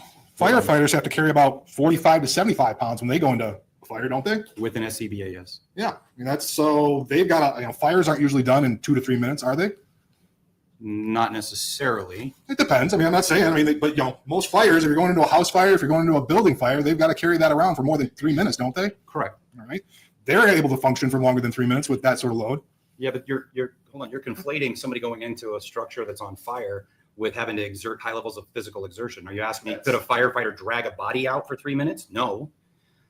They've There's got a to do difference lot. between what you're setting in the firefighter world and what we're talking about with a law enforcement officer. So, but carrying a body out or fighting a fire, those are high exertion type things, right? Not necessarily. It depends on your role in as a firefighter. Okay. But if a firefighter is going into a building and they may have to carry a body out, They might. and so after 3 minutes, they're just going to drop the body and keep going. Or they get outside, and like many of the firefighters I've worked with have told me that they vomit because of how heavy they exerted themselves. Sure. Maybe. But they're able to get outside, right? Sure. They just don't stop. I mean, that's a pretty big thing to Nothing carry to a do body with out. this. That's why they do That's buddy breathing and buddy rescues as well, because we do have issues where firefighters get stuck and their partner has to rescue them out of there. But you still have to function. They function. They're able to function over 3 minutes as a firefighter with between 45 and 75 pounds, aren't they? Function, yes. Function, but they're not passing out. We don't have firefighters dying going into fires because they're passing out because they're too tired. Well, that's actually not true. You can actually go to the firefighters, and no offense, we've got multiple firefighters that have had heart attacks inside of fires because of exertion have died in the fire. So that's not an accurate statement. Okay, I stand corrected then. But in terms of Oh, average, that's not happening like every day then. oh, you're pissing. This prosecutor No, is MMA. pissing MMA, off the cops, and now is pissing off by disrespecting the firefighters. Oh, you're going to have a hard time, Mr. Prosecutor, getting reelected. What that's so interesting is that he's coming after so hard. I don't know if this is the elected prosecutor or just an assistant prosecutor, but he's coming after the officers so hard. These are the officers that he has to work with every single day in the thousands of other cases that he has. And he's just being an ass. I don't know Yeah, how else, he's just being a dick to these guys. I mean, no, I mean, who else is this going to yell at about? Nurses? EMTs? I mean, it's Rounds, don't they? Depends on the prosecutor, events. know your Some of facts. them are shorter than that. Some are shorter, but you go pay per view. I have no idea, UFC, John. those are a lot of those are 5 minute rounds. And they train for it. And they train for it. For years. Sure. They train for that. But our police officers shouldn't train for years to be able to do that, to be able to fight and conduct themselves in a situation like that. So, no, not trying to be flippant, but I've had the ability to train with a bunch of MMA guys. Sure. These guys will have 3 training sessions a day that last anywhere from 2 to 3 hours each. That's I like not how what calm officers these are for. witnesses are So are that's not staying. exactly That an might be honest why there's no comparison of an objection. MMA fighter and what an The defense officer has. knows that these guys are going to be calm. And the I preparation. hope that's why. Going into your history here, you work for Virtra. Virtra is This prosecutor is an simulators asshole. for law enforcement training Correct. And military. and military and law enforcement. So you work closely with law enforcement in trying to go into law enforcement agencies to get them to buy this equipment, right? Well, I don't buy anything. I build the content and the training curriculum. I don't have to worry about sales. You don't have to worry about sales, but that's part of the thing, something that this Virtra's got to do to sell their equipment to keep you employed to do the stuff, right? Sure. Okay.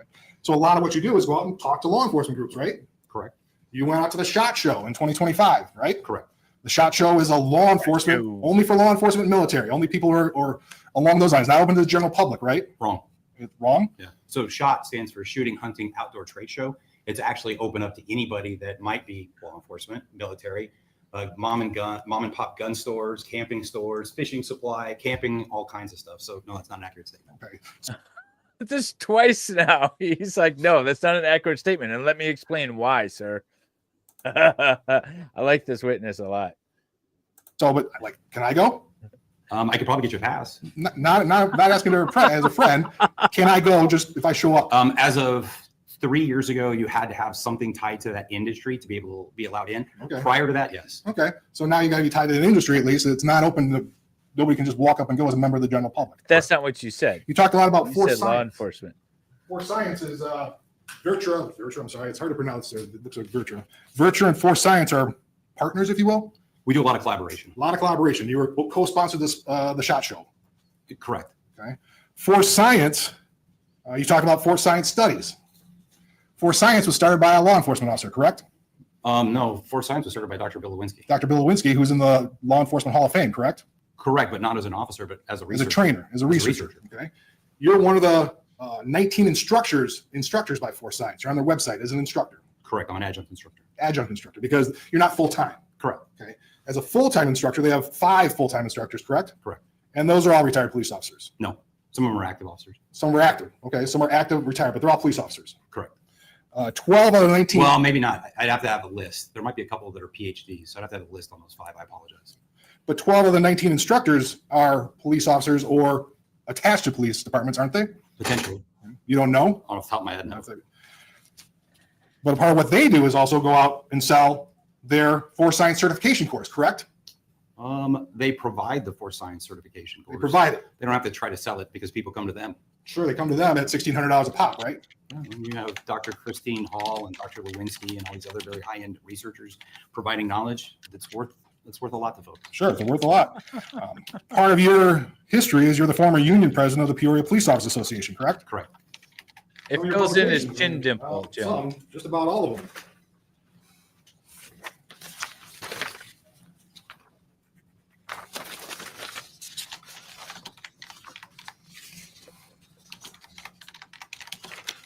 Oh, so the Police Journal is one of the things you publish in? Correct. Phoenix Law Enforcement Association, you had a published thing there. Probably. Police Officer Executive Research Forum, you published there. Correct. Police One. Correct. That's where I Reinforce got his your bio in terms of credentials, why don't Police you? One bio, that's where it comes from. Not a Listed, good nice try. picture, it looks exactly the same. But that's where you work closely with law enforcement. You got a listing on their website for the articles you published on Police One. Probably. Fair statement? Probably, yes. The Law Enforcement Executive Forum, you've done that. Correct. Police Journal. Correct. So your audience is primarily police officers, aren't they? Police leaders Police leaders. and police trainers.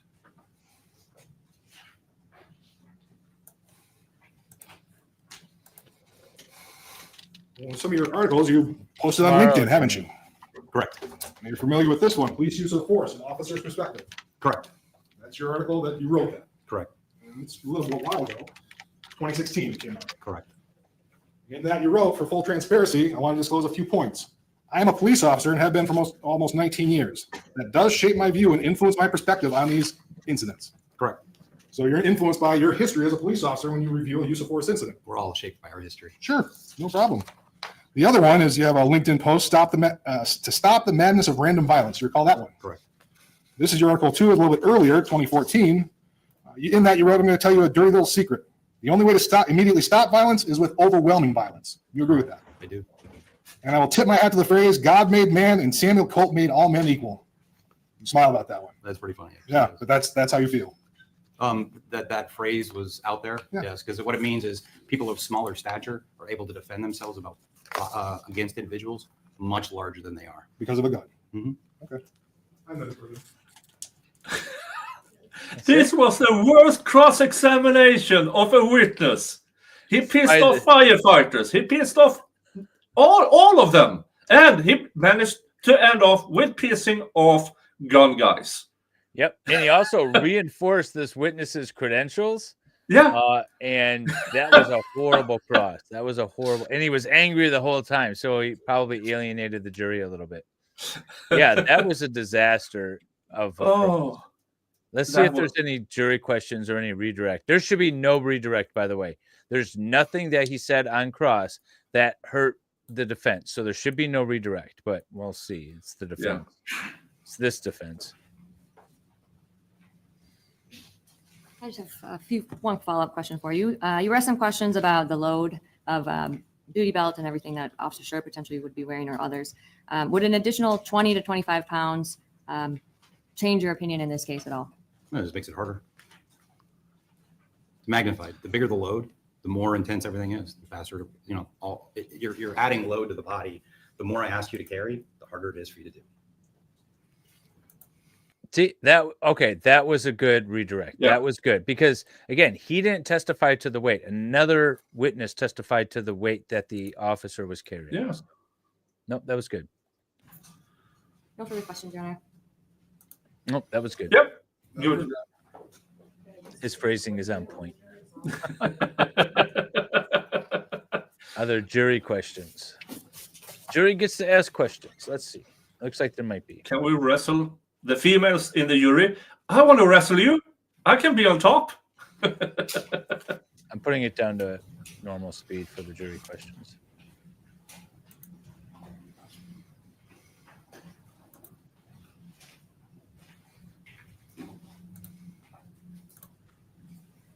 Yeah, he was really good.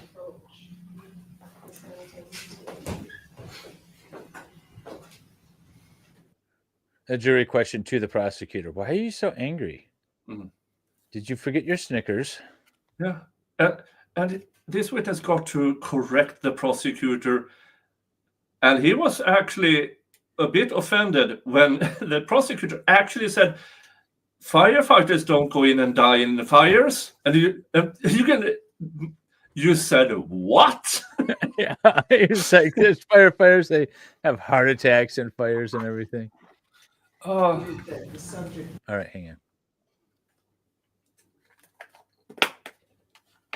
in one of the video clips, you stated that the subject was resisting aggressively, quote, resisting aggressively.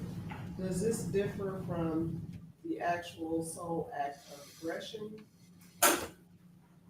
And are there different exertions expelled between those two? One more time, Your Honor, I apologize. In one of the video clips, and if you don't understand the question, that's fine. You can just I'm doing my best. But, okay, in one of the video clips, you stated that the subject was, quote, resisting aggressively, unquote. Does this differ from the actual sole act of aggression? Are there different exertions expelled between the two? I think I understand the question because I've seen the policy on use of force, and they specifically call out the concept of active aggression, which is, I think, the phrase that's used in there. So active aggression is a fairly common phrase that's used across law enforcement. And what that means is actual acts of assault. In other words, an individual who's trying to punch you, elbow strike you, headbutt you, bite you, kick you, those kind of things. That's active aggression. That's one type of resistance. Other types of resistance can be what's called defensive resistance, and it can still be done aggressively. That means if I grab onto your arm and you rip your arm away from me, that's aggressively ripping your arm away. But they're not necessarily the exact same thing. So active aggression it's consistent with the policy I've seen. That's a level of assault versus defensive resistance is resisting arrest, no question. And it can be done very aggressively, but it's not necessarily directly focused to harm the officer. They both require a lot of energy to overcome. They both require a lot of effort. The idea of, as an example, if I grab somebody's arms and I'm trying to keep them pinned and they, break away, that's a lot of energy and effort to do. And to overcome that, I have to generate a lot of force. I think I answered the question. And any follow-up from that, Ms. Harrington? I like that. Good answer to a bad question. I don't see any other hands raised. May this witness be excused? Your Honor, is there one more question on that? I asked it. He answered it. No. Yeah, there were two on the paper. I just asked them all together, and he did answer. So, maybe be excused. Ms. Hamilton? I like this witness a lot. Yes, Your Honor. Okay. Any objection? No objection, Your Honor. All right, thank you very much. Thank you, Your Honor. All right. We are done with witness number 8. He is off. And when should you find the next witness? All right. We got another witness. And Nick, you're going to take the lead on this one, right? Yeah. Yep. I am. Oh, there we go. I am going to step away for a bit. I might be back. I'm going to leave my little avatar thing coming up. But otherwise, I'll be in the chat listening along. I've just got to take care of a few things. Yeah. And apparently next witness is Jimmy Stewart. He's alive. Oh, is that what you were messaging in the chat? I was like, what? What are you talking about, Jimmy Stewart? Okay, I get it now. All right. Y'all have fun. I'll be back in a bit. Yep. All right. And you guys will know exactly what I mean when I start playing this.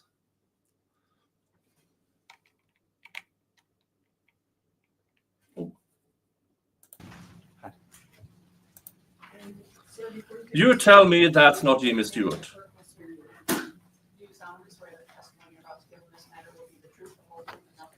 Yes, Mr. Jingles is here.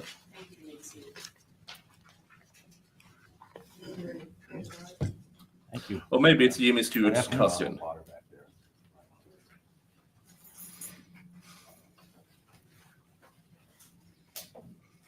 Thank you very much. Sir, could you please state your name and spell your last name for the record? Mark William Kroll, Kroll. And sir, could you just introduce yourself to the jury and just give us an explanation of what type of work you do? I'm a biomedical scientist with a primary specialty in bioelectricity. And bioelectricity is the study of the interaction of electricity in the human body. So I do research and publications in using electricity for therapeutic purposes, such as electrical treatments for solid cancer tumors, shocks to restart the heart, and what's more relevant in this case, the use of electronics to control the human body, either through pain or through electronic muscle contractions. Now, sir, my next question you may have already touched on, but what specific fields have you worked in over the years? I started out while I was a student working in electrical stimulation of the bladder when I worked at Medtronic for people that could not urinate with voluntary control, and I worked in pacemakers. Then I ended up spending about 15 years working on improving implantable defibrillators. I also was involved in the startup of making a simple single button external defibrillators for law enforcement and firefighters. And about 20 years ago, I got involved with the taser electrical weapons manufacturer. So I've done a lot of research in that area, and I am still active in electrical treatments for cancer. Do you have any teaching roles? I presently am an adjunct full professor of biomedical engineering at the University of Minnesota. Before that, I was adjunct full professor of biomedical engineering at Cal Poly in San Luis Obispo. And overlapping that somewhat, I was a faculty member for the Creativity Innovation Program at UCLA. Sit on any boards or committees? What treatments? Yes, Oh, in relation to your work. Maybe there's others, but just in relation to your work. Well, I sat on the Axon board. folks, it's my birthday week. Friday, as it is where I am now, is the day I have my birthday stream. Now, as you know, I've told this before, I can't reveal what date I actually, or I won't reveal the date my birthday is, because in Sweden, our social security is connected to date of birth and place of birth, making Sweden one of the easiest countries to steal an identity in. So that's why I'm not revealing the exact date, but it is my birthday week. But you can pretend it's today. You can pretend. So thank you, Zach. Thank you.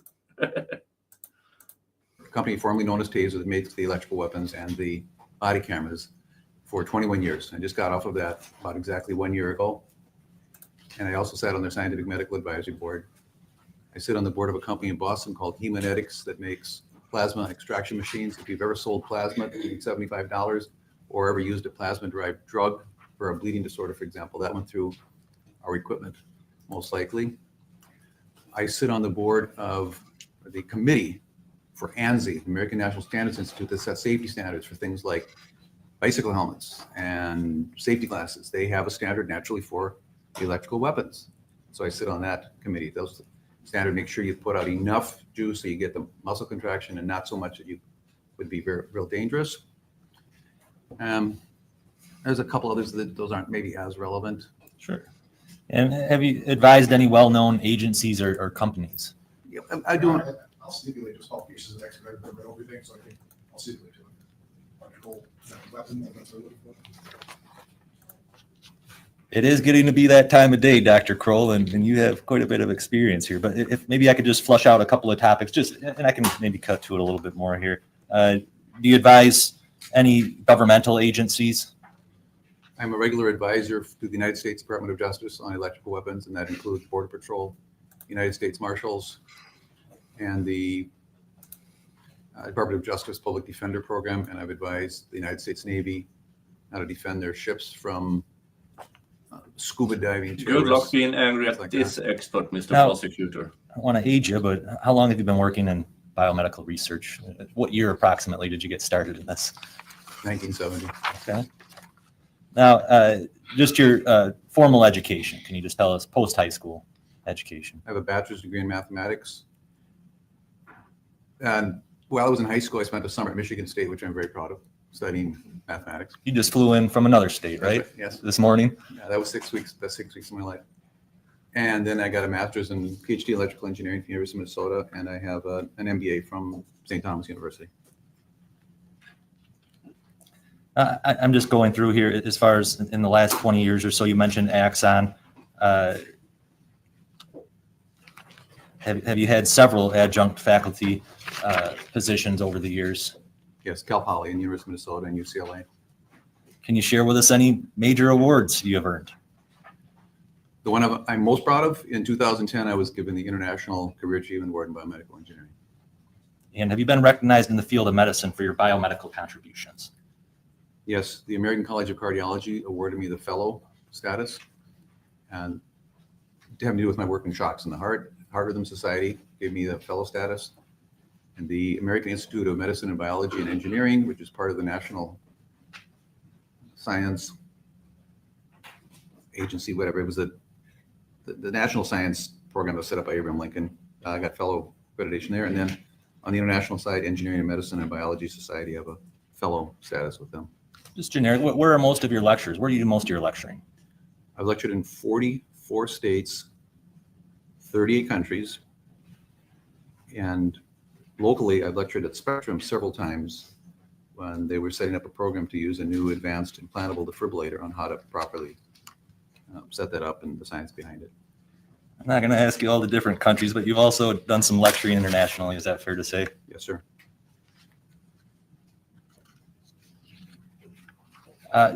One topic here, publications. I think it's important to touch on. But did you write a book in particular relevant to taser-related cases?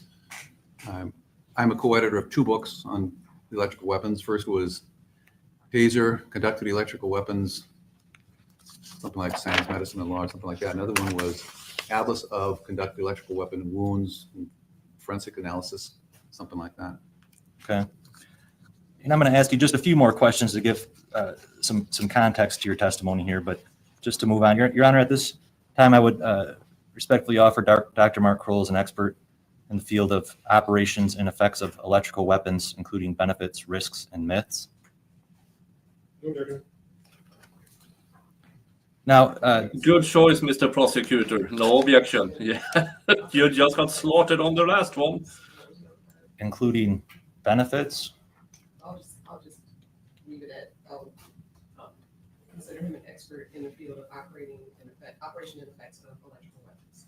It includes whatever it includes. That's great, Your Honor. Thank you. All right, thank you. Just one topic here. Since you're a PhD doctor and biomedical scientist, can you just help us understand the difference between a doctor specializing in biomedical sciences and a doctor that specializes in MD or a medical doctor? There are 3 primary differences. Number 1, we never touch patients. We're not licensed. That's not our training. Versus healthcare providers, whether it's a physician, chiropractor, dentist, nurse, EMT, they have training and licensing in touching patients. Number 2, we work on research that hopefully helps thousands, if not millions of patients. And I'm very proud of the fact that over 2 million patients have had my patents in their chest with improved implantable defibrillators, whereas a physician will typically deal with one patient at a time. And the third difference is our main job is to give the science to the physician, and the physician gives advice to the patient. So they're very different roles, but they're tightly intertwined. How about forensic? Let's see. Have you authored any papers published in forensic medicine journals? Yes, I published about 40 articles in forensic medicine journals. Okay.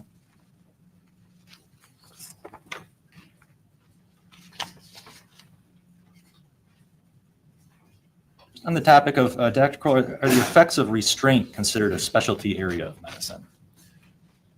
No. What's taught in medicine for restraint is someone's on their back with wrists cuffed to the bed and ankles cuffed to the bed, and they're taught that those restraints have to be tight enough so the person can't fall off the bed, but not so tight that you cut off the circulation or do nerve damage. Dr. Kroll, what are the effects of electricity on the human body? Electrical shock or electrical injury considered a are those a specialty area of medicine? No, those are a scientific specialty. American medical schools only teach 3 sentences about the effects of electricity on the human body. They learn a lot of things, thousands of diseases and hundreds of drugs, 1,000 parts of the body. So they don't really have time to get into that. What happened to the sound? Scientific specialty. Now, I'm going to try to move forward now. Unless there's anything particularly relevant background-wise, we can always bring it up at any point too along the testimony here, sir. But have you been provided several materials on this case and then created a report with some of your opinions related to this case? Yes. And let's just start. Obviously, this is a case that involves a taser, CEW, I think, at least that's what they referred to it as before. But what is your assessment, or how do you get started by evaluating something like this? Pretty much looked at what everyone else looked at. I looked at the videos, the reports, the downloads from the weapon. Of course, I read Brian Child's report because he does the most detailed analysis of what was found inside the memory of the weapon.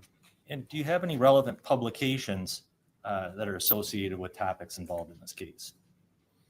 Besides the 2 books, I've written chapters on electrical weapons for forensic pathology textbooks, and I have published about 100 papers total. That includes 50 formal papers on the use of force, electrical weapons, arrest-related death, and many abstracts and book chapters. Now, in particular, have you written on topics involved in this case here as far as specific experience of firearm transition after a loss of a conductive electronic weapon or a taser? Yes. Sadly, what happened here happens every month or 2 across the country. Because taser electrical weapons are used about 2,000 times a day worldwide, about 1,500 times a day in the United States. It doesn't always end well. It doesn't always do the job. And then so there's a transition to firearm. And over a 20-year period, there have been over 1,000 deaths where the taser electrical weapon failed to control the situation and the officer moved to lethal force. Of those, we've looked at the very particular issue of the suspect taking control or attempting to take control of the officer's weapon. And as of 2020, there were 113 such cases. And there were 53 of those cases. The officer then transitioned to the firearm and shot the subject. 48 ended in a fatality. 5 led to non-fatal wounds. And that was published in 2021 in a Journal of Forensic and Legal Medicine, I believe. Is that peer-reviewed? That's absolutely peer-reviewed journal, yes. And what's the difference between a peer-reviewed article versus writing books or magazines? I get asked to write articles for magazines in this area, police magazines, for example, and you send it in. If they like the story, they might edit a little bit, slick it up, add some nice artwork. But for a scientific publication, the rules are different. I submit the article to the journal, and the journal editor takes a first look at it. Does it fit for this journal? And if it does fit for the journal, does it appear to be of high scientific quality? If not, it gets sent back. If it passes those first 2 gates, then the editor-in-chief will send it out to 2 to 4 anonymous experts in this area. That's the peer review. And these are people, they may be my friends, they may be people that aren't my friends, but they are experts in the area. And then my name is taken off the article. My co-author's names are taken off the article. It gets sent out to them as an anonymous paper. And then they score it like homework. They say this is really dumb, this is really great, or this is really fine, except for page 3, sentence 7 doesn't make sense, or the conclusions are stronger than the statistics that were used. And then they grade it A through F like homework, they send it back to the editor, and then the editor comes back and tells me, I'm sorry, your paper's rejected. Or I'll accept it if you make all of these. I'm glad you're home from the hospital, Wim. I hope everything is okay and that you are recovering from whatever happened that got you into hospital. Changes that the reviewers want. And then you send it back in with those changes, hopefully it gets accepted. Sometimes it's accepted on that second pass. I've had articles that went through 5 rounds of reviews before it's accepted. And once it's considered, once it is accepted, forgive me, by a peer-reviewed journal, then it's considered part of the scientific literature. Now, in addition to writing and researching a peer-reviewed article on this topic, have you also been called in to testify in cases, those types of situations, as far as officer losing the taser device and having to resort to or some type of shooting result? Yes, I have testified in at least 2 other similar tragic situations like this that resulted in loss of control of the electrical weapon and a fatal shooting. That comes to mind right now, one out of Georgia, one out of South Carolina, and I'm blanking on the other one right now, but there's 2 that come to mind, and there may be some others.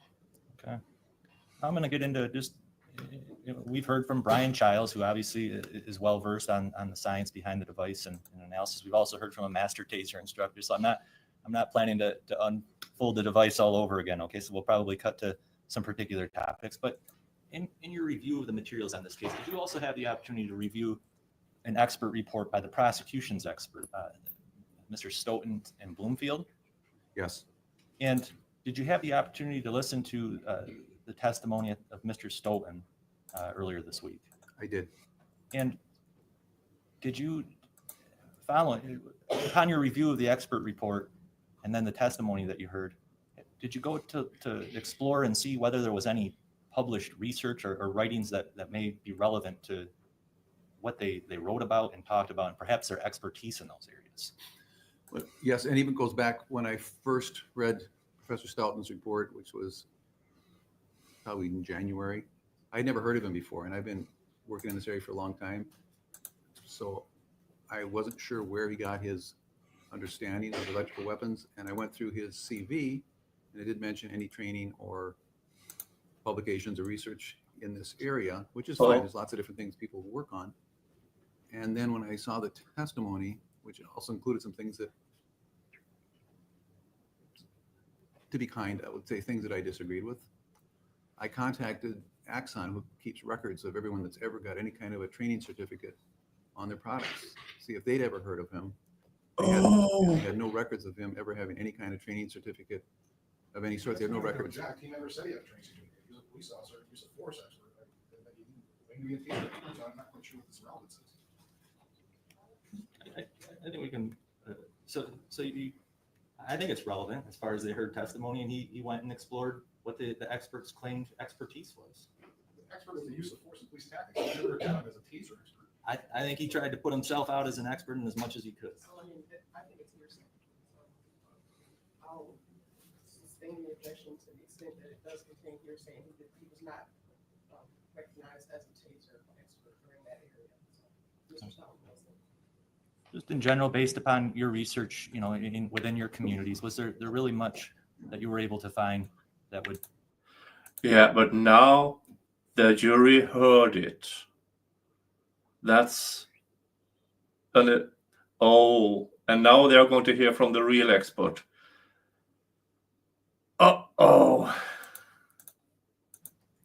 Give Mr. Stoughton expertise to be testifying the way that you did. Jack, you just rephrase the question. It's the same question, so I don't understand how it's relevant. Sure, and I'm basically asking, any literature or anything else that he could find in this world that he's in that would lend credence to whether or not Mr. Stoughton's testimony may have been accurate on several topics about the taser.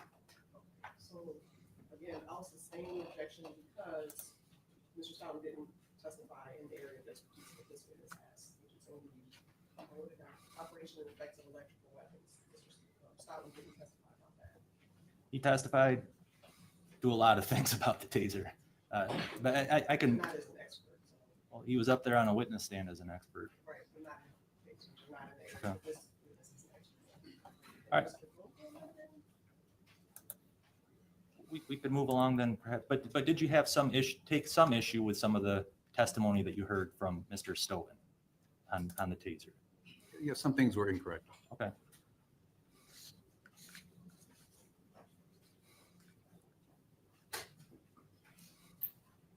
Now, just moving to some topics here in this case, did you have the opportunity to listen to Mr. Bloomfield talk about incapacitation and neuromuscular incapacitation? I did. And are they the same? No. Can you explain that? Let me just rephrase that. Incapacitation, neuromuscular incapacitation, are they the same thing? No. Neuromuscular incapacitation is one type of incapacitation. There are several others. And I think we've heard discussion. Can you just explain a little bit as far as, well, I hate to do it all over again, but neuromuscular incapacitation, can you give us just a brief survey of what that is? If you have, say, probes, especially in your back, and the pulses are going into your body, those are stimulating nerves in your back, so your back muscles tense up. If the top probe is high enough, it'll stimulate the nerves that control the arms. You lose control of your arms. And then if the bottom probe is low enough, it will stimulate the femoral nerve, which controls mostly the thigh muscles, and the sciatic nerve, which controls the lower leg, and the perineal nerve, which controls most of the feet muscles.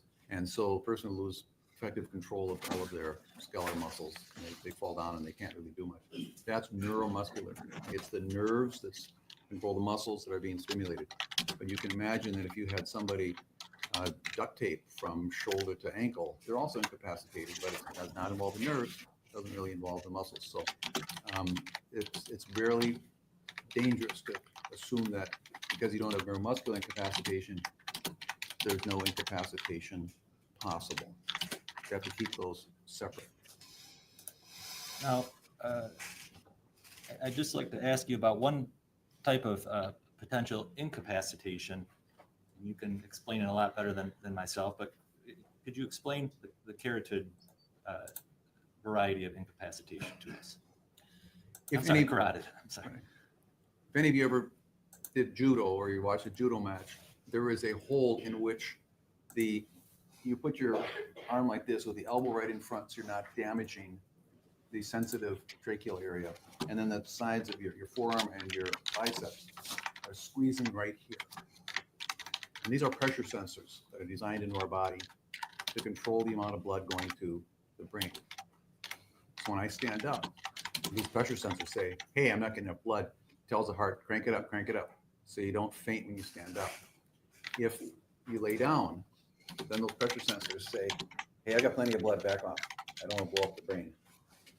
And somebody could be hung upside down for a long time, and eventually they will die from lots of other problems with breathing. And these carotid baroreceptors, think like barometric pressure, that's what it is, they're just pressure sensors, telling the heart, back it off, back it off, back it off. You can also do that electrically. In fact, there is a device for people with really bad blood pressure. That's essentially a pacemaker that just tickles these two nerves around here. And that sends the signals down to the heart, back it off, back it off. We got too much blood pressure. It's for people for which blood pressure pills don't work. And so that would be a way you could incapacitate somebody. Well, in judo, you pinch us off, they faint, and they're out for a while. You could do that electrically. Do you want more detail on that? No, I may just approach you if I could with a photo here. Okay, that's perfect. And maybe you recognize this photograph, and could that help explain this concept? Yes, please. All right.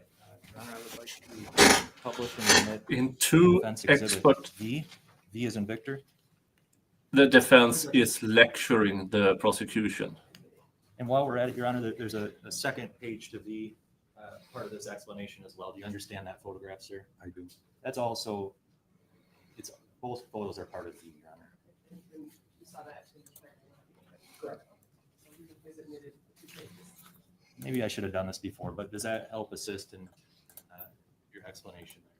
Yes, so we start with the carotid artery, which comes off of your aorta, which takes the blood directly from your heart. And here we see the right carotid.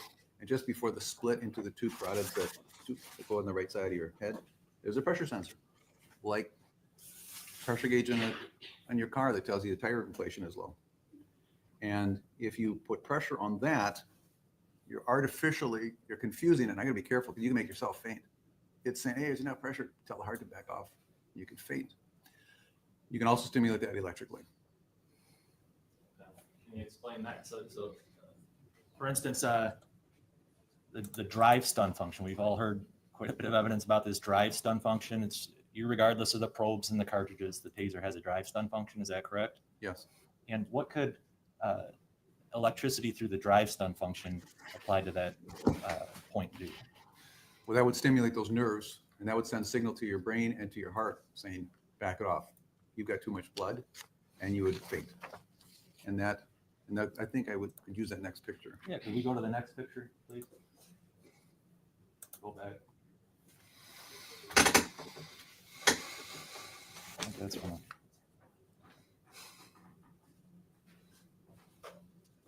I still want demonstrations of all of this.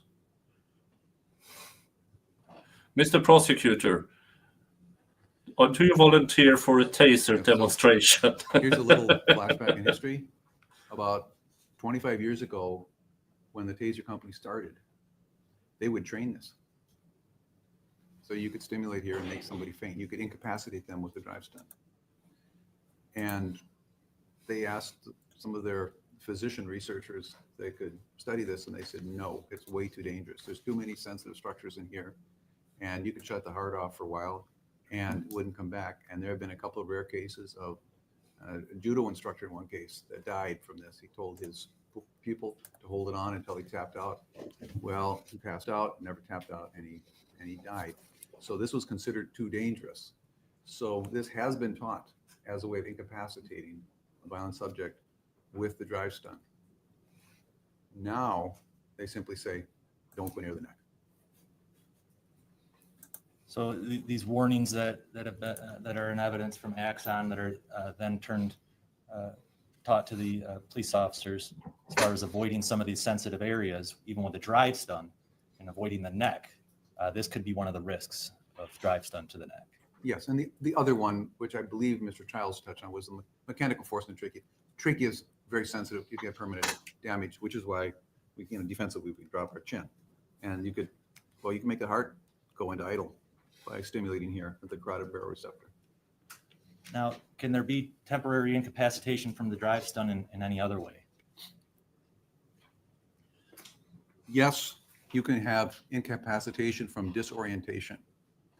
If a SWAT team goes into a very high-risk entry where there may be armed subjects in a room, they will shoot in flashbang grenades. And these come in and they have really bright lights and really loud sound, and you're completely disoriented. You don't know which way is up. There's such a sensory overload.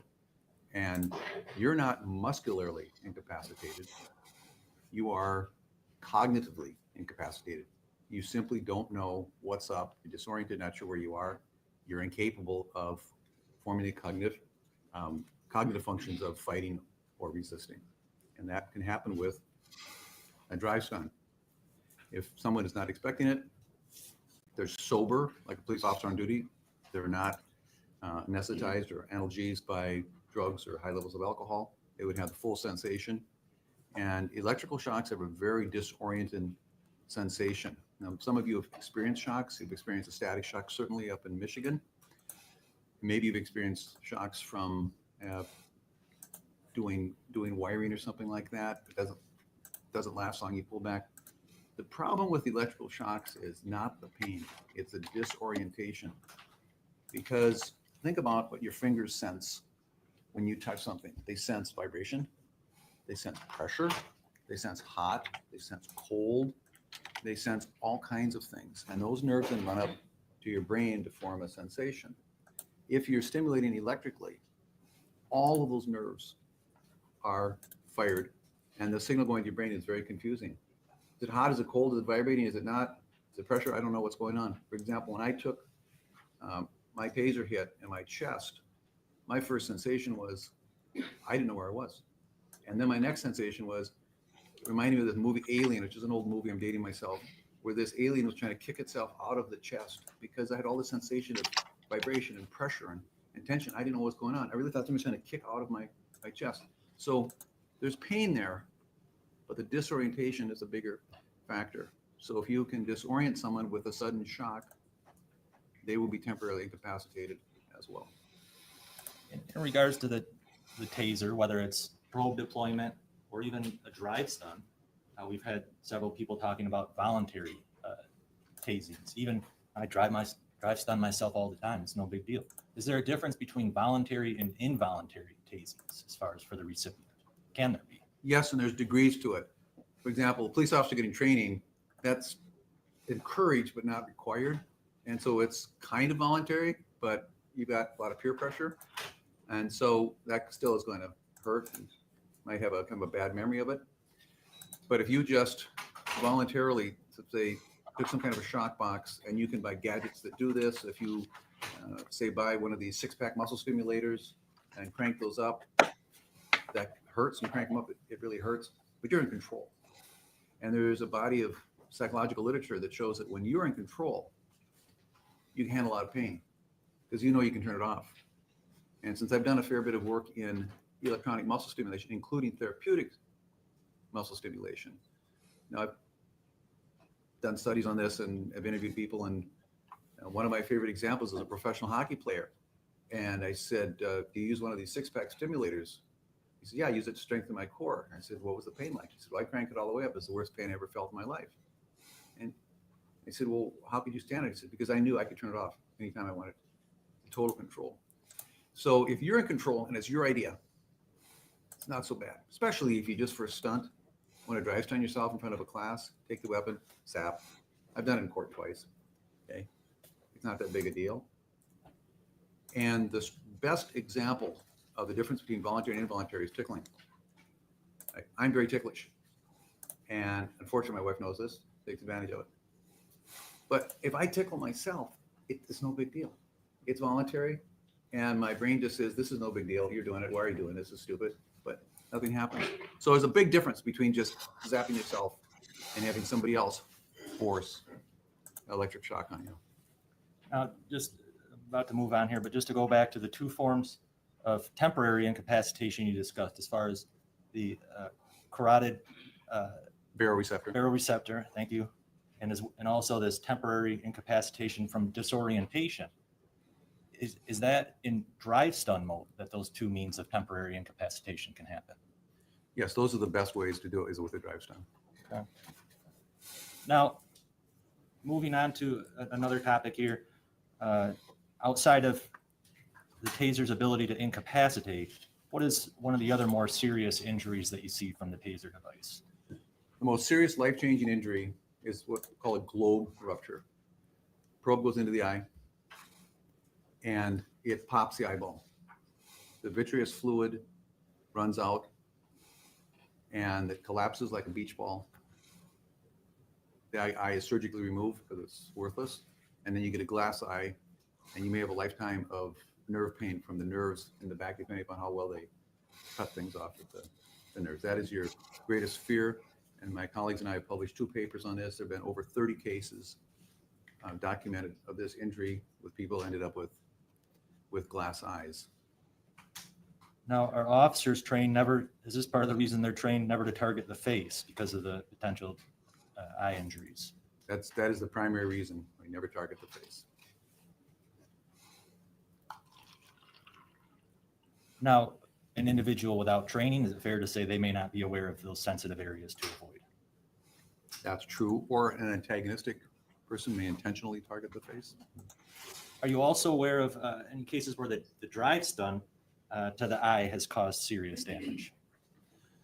Yes. You don't just have to have the probe doing a mechanical injury. And I had wanted to show you some pictures. They're pretty dramatic of that. But there was a case published in 2007 in a Journal of Eye Surgery of a guy who had a drive stun over his right eye. and he had a lot of damage. He had iritis and glaucoma from that.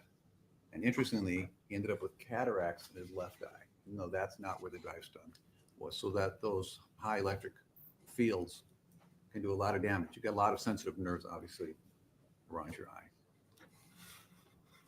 Now, I'm already moving towards a conclusion here, Dr. Crow, but we've already heard, as I mentioned, from the Axon expert Master Taser, as far as the warnings that an officer is given on this device and the potential for NMI and avoiding certain areas. But based on your experience reviewing these types of cases and you watching the video in this case, was Officer Schurr in a proximity, a distance from the other individual, where within a split second he could have had the probes deployed on him? Yes. Was he within arm's length, approximately proximity, where in a split second the drive stun could have been used upon him? Yes. And I'm sorry to take us off of this. Back up one moment. I didn't think of this before. When we're talking about the temporary incapacitation, as far as disorientation, could that be even more so if a person's completely fatigued and exhausted, their ability to fight that off or to avoid having some type of incapacitation? Yes. In this case here, where the probes, wires are spread around these two men as they struggle over that device, can those probes and wires be re-energized on the taser? Yes. And can that leave potential risk of NMI from those probes and possibly even the wires? In certain circumstances, and now I'm recalling that other case, similar case was in Florida, where there was a struggle on the ground and the suspect, it was a suspected stolen car, took control of the officer's electrical weapon and kept pulling the trigger, and they had the wires wound all around between them, and the officer was getting incapacitated from sensing that shocking. And finally, it took, I think it was 27 seconds, where he's able to get enough control of his right arm and pull out his firearm and tragically shoot the suspect. Now, when we talk about the wires, the probes, the drive stun put into that equation, that can also help close the circuit and deliver potential NMI? Yes, because I believe Mr. Childs explained this the other day, because you've got electrodes on the end of the weapon on the muzzle. And so that can complete a circuit if you have just one connection. And in this case, you've got probes in the ground. So you're putting electrical current into the ground. They're both on the ground. You can use a drive stun to complete the circuit. In this case here, where we now know that both cartridges had been deployed, was this officer still at risk of suffering incapacitation in several different ways? Yes. And according to your peer-reviewed research, do officers can and do they resort to deadly force use to protect themselves in some of these situations? Sadly, they're forced to do that about every month or two somewhere in the country. Just one moment, please.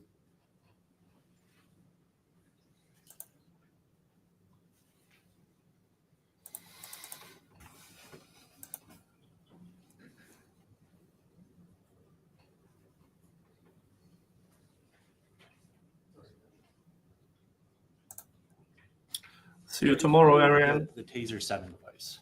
Yes. Have you ever handled one before or seen it in pictures? Yes. If I could just show you Defendant's Exhibit L4.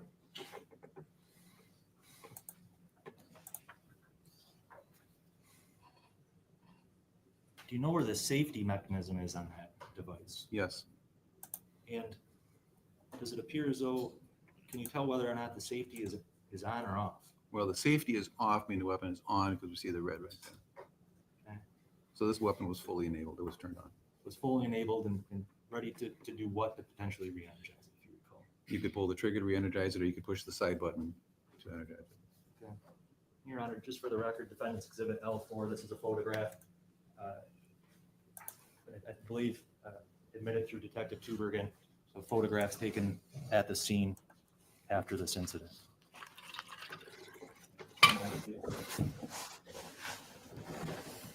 Nothing else.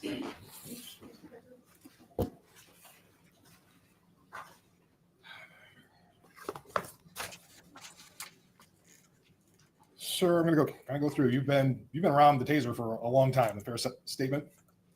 21 years, yes, sir. 21 years. Because I'm going back, I'm looking, starting off, and maybe a starting point would be May 2011. There's a National Institute of Justice report. Kind of the Department of Justice put out a report on the taser, correct? They've done several. But that was like the first one, if you will. That kind of the big one kind of coming out. They sponsored the McDonald study, which was published in 2009. They looked at 24,000 uses of force, including the taser. But if you refresh and go for the name, Yeah, they I mean, sponsored a lot of if research. I do have it for you if it would Sure. help you take a look at it. Sure. There's some like tabs on it. Is he going to be angry Thank you. again? It's a National Justice Institute report from the Department of Justice. That's a public, is that where it's from? Yes. Correct.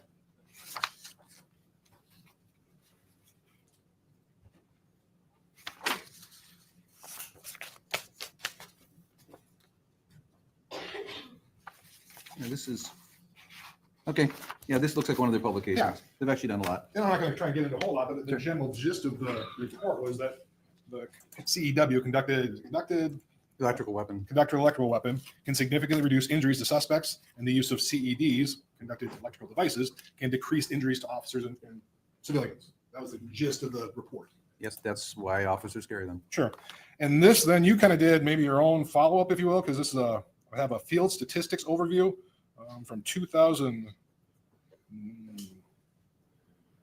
You can look at 2000. In 2008, that's a book chapter. It's a book chapter? Yes, yes. So it's a chapter, you did a book from that.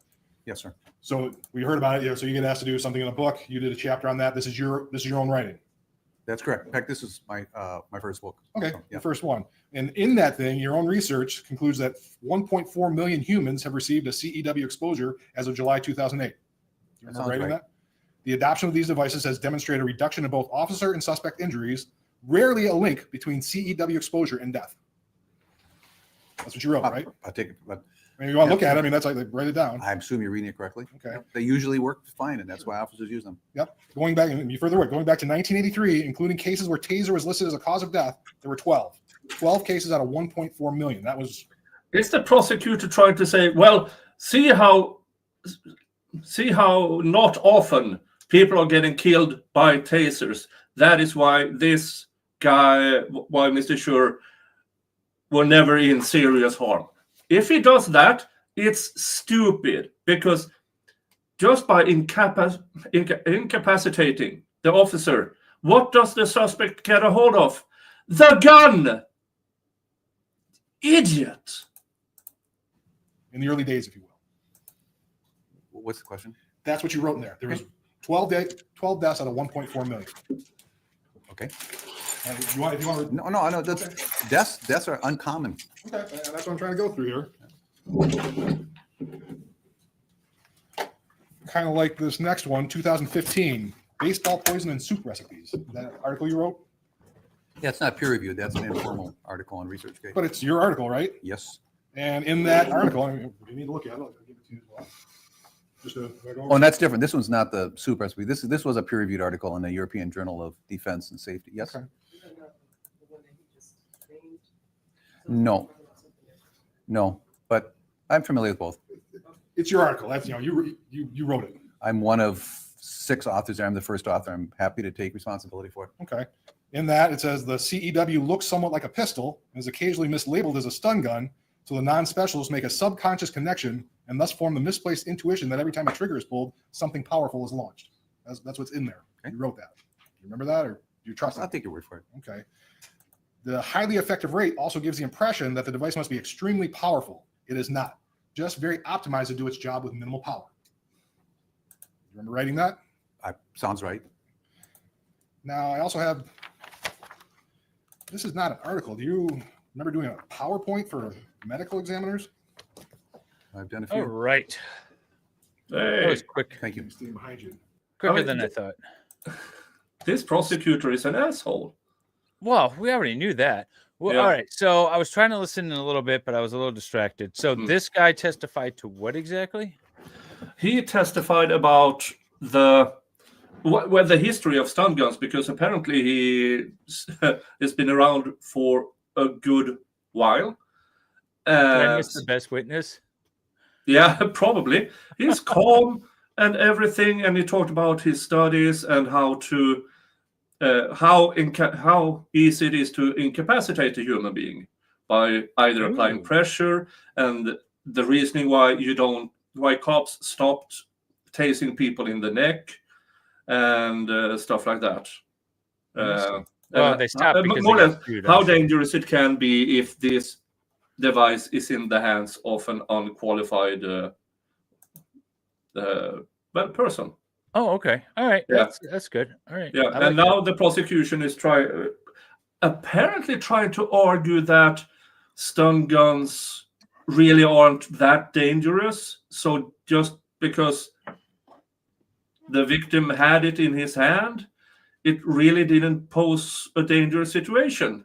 I'm not sure. If he was prosecuting Lyoya for assault of an officer resisting arrest and felonious assault, he'd be saying the exact opposite thing. That's the thing I hate about prosecutors. They're so dirty that way. All right. Yep. Oh, I remember this. It's not an exhibit, just this is a PowerPoint. It's a PowerPoint medical examiner collection. Oh, yeah. Comprehensive- He revealed that the state's expert, the cop, has 0 certifications on stun guns. Oh, that's lovely. Good information. Should have been brought up. He might have gone on a cop course, but not actual certification. And he was still allowed to. The Now one that said that he knew the stun guns better than the manufacturer? Yeah. That one? Oh, that's good. Yeah. That's good. Now, it was objected to because this wasn't in the scope and irrelevant. And hey, the question got out there. Yeah.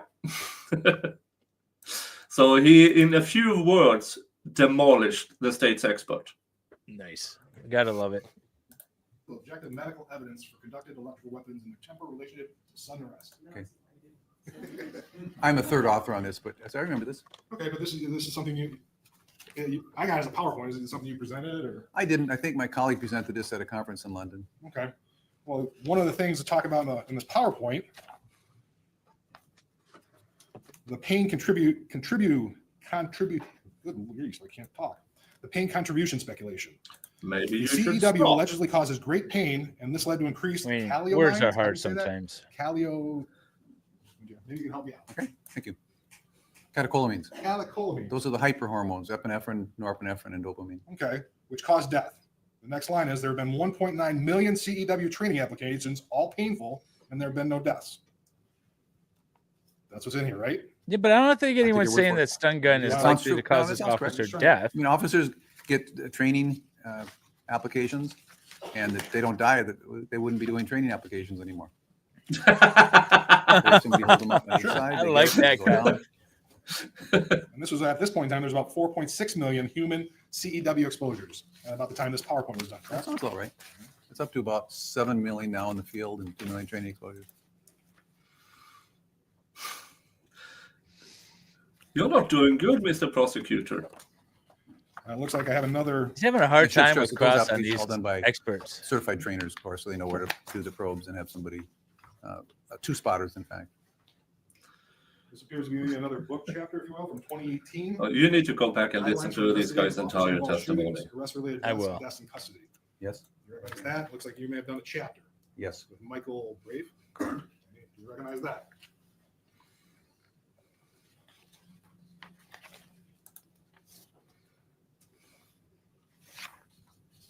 In this, you write, CEW delivers enormous currents, but a mild current causing only moderate motor nerve mediated muscle contractions. Is that a fair statement? Yes. The strength of muscle contractions is less than half of what someone would voluntarily do during recreational weightlifting. That's correct. One of the myths, you talk about a myth in this, a delayed recovery. There's a delayed recovery after taser exposure. With zero evidence, people are left days and weak, at least for 5, perhaps 15 minutes, or that someone be rendered physically incapacitated for up to 10 minutes. Fortuitously, such creative thoughts are usually confined to the political and psychological literature, as well as their theoretical productions. Right. And theatrical production, because Hollywood loves to show Sure. a guy getting the muscle control, and then he just lays around and flops like a fish forever. Yeah. Sure. Thank you to Brain Socks over at Rumble for your $5 Rumble rant, saying happy birthday week, Nick. Thank you so much. Thank you. You missed the Another thing tap you said dancing there. routine already. What? I was responding to Hella's chat that she missed the tap dancing routine already. Yeah, we are joking about him being Jimmy Stewart. 10-second taser exposure compared to pepper spray or a heavy bag. The taser was the second lowest next to OC spray. In terms of what markers, some metabolic stress or adrenergic Correct. stress? So it was less than punching a heavy bag. In terms of, I think it was metabolic stress in that case, lactate, Mhm. pH, if you recall. But So yeah, that's there a have been fair studies that have done of that. Doesn't matter. For Punching a heavy 5 bag seconds, you could be can take somebody into incapacitated, anaerobic, right? Has that Yeah. been refuted? Position, and it's very, very exhausting. Sure. Once again, the CEW application includes muscle contractions of less than half of voluntary weightlifting. Cannot be that stressful on the body. Less muscle effects than running 20 yards. Okay. That sounds like Well, something. that sounds we've all right. Yeah, written. sure. Okay, you're okay with that. I don't know what, but nothing the prosecution brings forward says You have a February, I don't have the full one, but you did a Will it be specific study in incapacitated? 2019 on eye injuries from electrical weapon probes. I published 2 papers around Two? that, 2018 and 2019. I don't have the full ones, but kind of gleaning from that. In 2018, eye injuries from electrical weapons, 28 cases out of 3.44 million. Does that sound about right? Yes. It's a rare but real risk. That's a fair statement. Yes. A strike in the face is in 1% of taser deployments. Smaller than that actually hit the eye. Okay. Is that- I trust your reading. Okay. My paper. And what you brought up, you found one case of stun damage, a drive stun to the eye that's caused any sort of damage. That's the one you testified to. Is that one mentioned in my paper as well? I don't have the full paper. Okay. I got the Yeah. summary, but then you just testified to it. Sure, well, that's 2 different situations. This paper was focused on the ballistic damage from the probe going and rupturing the eyeball. So we were not looking for damage caused directly by electricity. That was reported separately. All right. But I'm just trying to get the total number. So you've got 28 cases out of 3.44 million of a probe going in the eye, right? Back then, yes. And That's then you have worse. this one incident of the drive stun causing eye damage. One incident that comes to mind right now of something published in the medical and scientific literature. There's certainly more. You keep on writing. Do you think the stun gun would be more or less Civil rights and dangerous governmental than a tort beer liability. bottle being Defending thrown? non-firearm arrest-related death Nick, litigation. what do you Was this an think? article or was it a presentation? That was an informal article that was part of their presentation at a legal conference January of last year. Okay. And this one you wrote, CEW reduced subject injury by 65% and 78% reduction in injury requiring medical attention. Is that a fair statement? Well, I didn't do those studies. Those are studies sponsored by the National Institute of Justice. But this is, I got this from, I mean, it's, No, the numbers are correct. I'm just saying, that's what I got from your article. though. No, those Yeah, no numbers are problem. correct. That's why these weapons are used by law enforcement all over the world. Part of this article, hands-on physical force tends to triple the injury rates compared to the CEW. Oh, Is that a fair statement? Yes, that's what the studies show. Whole this body muscle prosecutor, simulation, MIHA body. this prosecutor has just decided not to prosecute a bouncer at a bar for a deadly shooting, citing self-defense. Patron and his girlfriend got into an altercation in a bar, not a physical fight, just causing a disturbance, and was asked to leave. When out in the parking lot, the patron and his girlfriend continued to argue with somebody else. The patron grabbed a beer bottle and threw it towards the security guard, who opened fire 3 shots, hitting the guy twice and killed him. No charges going to be issued, lawful self-defense. So my question is a beer bottle deadlier than a taser? Oh, that's interesting. This very prosecutor, that was his decision today, came out. Just curious. Tech? Is that a brand or something? But that's a bouncer, not a call. Used for toning your body. You wear this whole suit and you stimulate every muscle in your body. It's the MIHA body tech used by. It's got. But that I'm sorry, it $2,000 wasn't and stimulates all just those today. muscles. It was a while ago, but still. But that delivers after more than 4 this. times the current per electrode than a CEW. That's what you wrote.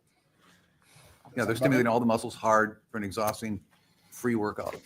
And this is 2024. And this, it says at this point in time in 2024, there are 30 deaths by fatal falls and head and neck injuries and flammable fumes. That's the primary way people are killed, right? Falls and fumes. From electrical weapon, yes. Okay. Falls and fires, we like to say. And I guess going into that, none of that, because you just testified about this neck thing. Went through a bunch of articles. You didn't say anything about the neck, any neck injuries, anybody dying from getting tased in the neck or a drive stun in the neck. It's correct, because that's no longer used. Okay. It's no longer used, but it's still a risk, right? I mean, you would have paid attention if somebody would have died from that. No, the thing, what we have to be careful to not confuse studies of, is this weapon safe to use to control a violent subject versus what are the risks of it being used on a police officer who has a firearm that can be used against them? That's really apples and oranges. But it's still something to consider that you don't have any statistics. You don't have a single case you can show where somebody has died of getting drive stunned in the neck. That's correct. That hasn't been allowed for almost 20 years. I know it hasn't been allowed, but the taser's been out there. Now it's up to been used 7.5 million times, I think you said, right? It's over 7 million worldwide. So I would assume, you're the expert in this. You would be aware if that had happened. Yeah, I think that would be. They actually I tried. would want to write that They article. tried to The elicit point is testimony not that similar. there was deaths from that, but it's a very real risk of incapacitation. The judge shut it Some down. officer lose That was like control day 2 of his firearm. That's the risk there. These studies are focused on what happens to subjects, resistant subjects, not what happens to the police officer. Well, so your position then is the real danger is an officer getting incapacitated and then somebody taking the weapon from him. That's a primary danger, besides getting a probe in the eye. Besides getting the probe in the eye.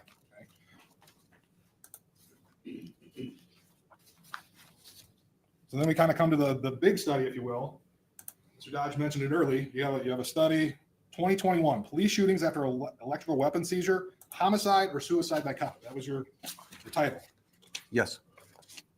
And in that study, not a single officer was killed. That's correct. Okay. I think you said there were 53 individuals who disarmed an officer with their taser. But it's not clear if they were completely disarmed him, but they were trying, either succeeded or were attempting to gain control of the electrical weapon, and the officer then shot them. So I'll stand correctly. Yeah. Authors report 131 incidents of subject attempting to or gaining control of an officer's electrical weapon from 2004 to 2020. 53 results in a shooting. That's correct. And all 53 that resulted in a shooting results in the person trying to disarm the officer, not the officer being killed.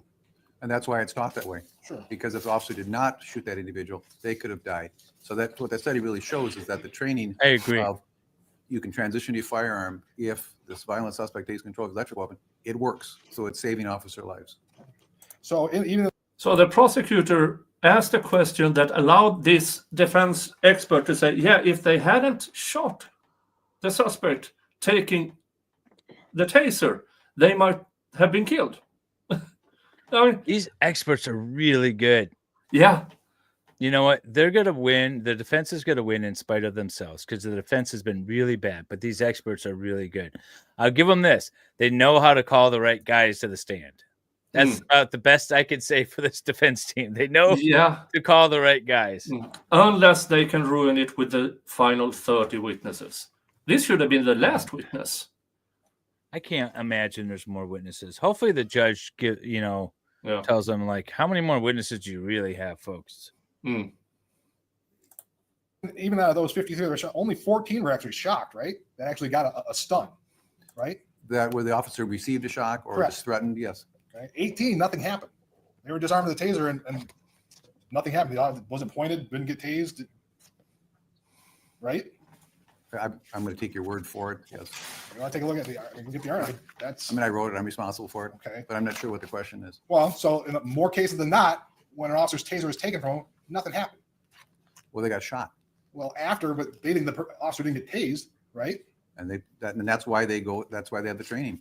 If someone takes your electrical weapon, you've got to avoid the risk. You transition to firearm. What training are you talking about? Well, I'm not going to go into specific. I don't know what the specific training is in Grand Rapids, but in general, that is the understanding across the country that is an acceptable transition. So you're in general best practices that somebody can take when somebody takes a taser, they can get shot, no matter the circumstances. I don't hold myself out as an expert on police practices, certainly, but in our research for this paper, we surveyed all of the master instructors across. I'm going to send them a box of Snickers. And that is the impression I got. I don't recall putting statistics to it, and it's clearly demonstrated by what ended up happening here. Police officer used the firearm for defense and ended the situation, so they never did get shot. But you don't go into the facts and circumstances of each case. We did, actually. We went into some detail of those 53 shootings. So on the 53 shootings, what were the circumstances? Like, there's more that goes into just taking an officer's taser, right? Well, it's been 5 years since I wrote the paper, and it was 53 cases. I can't remember the details of every one as I sit here today. But all you can remember is the impression that was the policy, if you will, is just somebody takes your taser, they can be shot. My impression that is standard practice, that's accepted practice. Okay. That's my opinion. Wow. Working in it from studying this issue. But you don't hold yourself out as a police expert, though, correct? I didn't, and we did not survey what their practices were in their agency. We just know how it ended up. So we'll leave it at that. Thank you. Nothing further.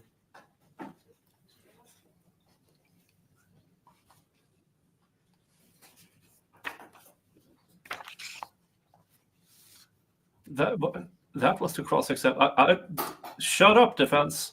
No further questions.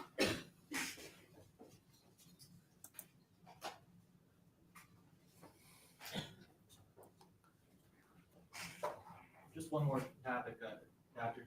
Many of these statistics. Oh, think I was Mr. muted. Johnson, I was talking a little bit. Expert on taser talked about this too. Less lethal, millions. Marketed by a trained person, used as designed and intended. Is that fair to say? Yes, That's the majority of those statistics. that's correct. Essentially, all of them. There are civilian weaker weapons sold. They're similar, but there's no statistics gathered on those. And to the police officer, they're warned this device is serious, may cause incapacitation or death. That's correct. It's a weapon. And that's why, based on your study, that this, whether training or just generally accepted, there's dangers to an officer if they have their taser taken. That's correct. Thank you. Prosecutor. But I think that the study ended in 2021, correct? Well, we published in 2021. We stopped collecting data in 2020. Were you aware of since then, now we're now in 2025, are you aware that there's still never been a police officer killed after being disarmed with a taser? Well, yes, and that speaks to the effectiveness of the policy. You keep talking about a policy, you don't know anything about police policy. Your impression of a police policy is not a policy, right? Okay, I guess what I can say, that's a fair point. Okay, Well, so we that's could your impression. But You gotta that's stop. You don't know anything about police policies or practices. So all you know is no officer has ever been killed in the history of the taser ever being disarmed with a taser, correct?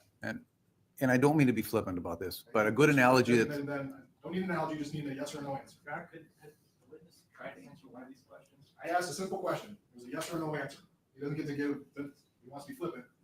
Really easy answer. it's okay. It's not that flippant, but it's an analogy that's commonly used to describe this. I think you answered the question, because I think you asked it again. But you have to give a yes or no question. If it doesn't come from an analogy, I'm afraid of how far the analogy can go. So I will I just wanted to listen to what the judge had to say at the end of the day. Yeah, I do think that he answered it, and then he added more, and then you asked it again. Okay. So, which is kind of hard to do. Can I just ask one more question? What would you like to say on that? Well, you could say, how do you know that you really need a parachute jumping out of an airplane? Because no one's jumped out of an airplane without a parachute, and we don't know if they would have died without the parachute. I mean, that's the kind of question you're asking. And it's actually a good analogy, because how do you know if the officer had just stood there that they wouldn't have been disarmed? No, because they shot the suspect in self-defense. So no, we don't know what would have happened. Thank you. Oh, this prosecutor is a moron.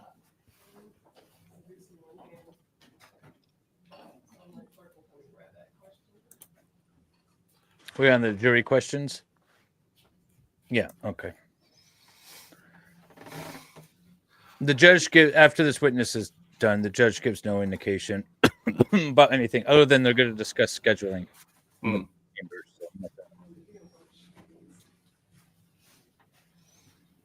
Wow, this was a great witness. I love his tie. I wore a bow tie to court the other day. Oh. And then, I had a dick problem. Were shot and survived. 5.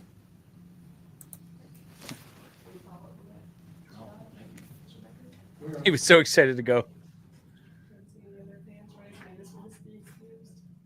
Yes. Any objection? No objection. Thank you very much, sir. You're excused. Thank you very much. He was out of that seat before they even got the no objection out. And that's it for the day. Oh, wow. The prosecution's own cross-examination proved the point for the defense even more. That was how it was for like the last 3 witnesses Yeah. all day today. The state shooting themselves in the foot. You know what? I'm voting not guilty now. Where's my poll? Yeah, yeah. The more I find out, the more I'm leaning not guilty. All right, so the poll is done. I closed the poll. Yeah. And I have 42% not guilty, 28 undecided. Manslaughter is 18%, and second degree is 10%. Yeah, So 10% of you all say full stops, full charge. And I have 40% undecided, guilty 34%, not guilty 25%.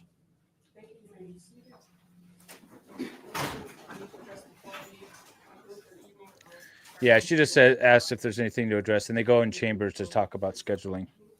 So we'll probably know in the morning if the judge is going to address any scheduling things. Yeah.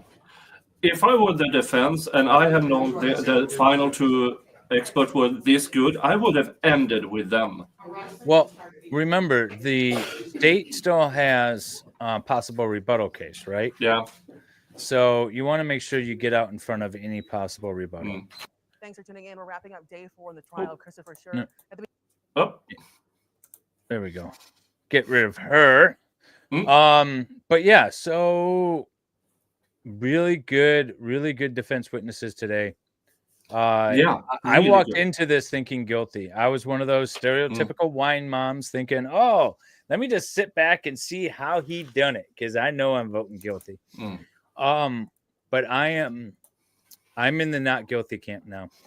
Yeah, the state's gonna have to do a lot in the rebuttal case. Yeah, definitely.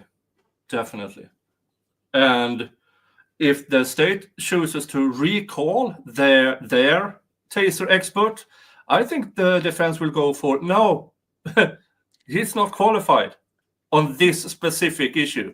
Yeah. But yeah, I mean, now the prosecution will go hard on the final half second in the rebuttal and claim, no, this is not what they say. But the more you get explained by actual experts, yeah, it all makes sense to me now. Does the jury get to ask questions about opening, closing too, or just the witness? Just to the witnesses. The opening and closing, the jury has no role but to sit and listen and take notes, nod along if you will, or shake your head if you won't, and that's it. There's no Q&A with the attorneys, although I think there should be, because I think that would be brilliant.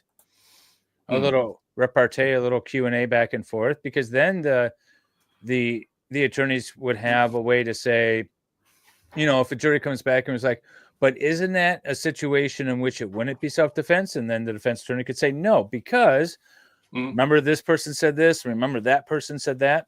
I think it would be great, but that's not how our system works. And questions for the prosecution. You promised us in the opening statement you would prove this factor. When did you do that? Yeah. You still believe he put himself in danger from jump, but I'm leaning that guilty with these experts. Yeah, I am right with you. I think he did. He all made the wrong things. Bad judgment call from the get-go.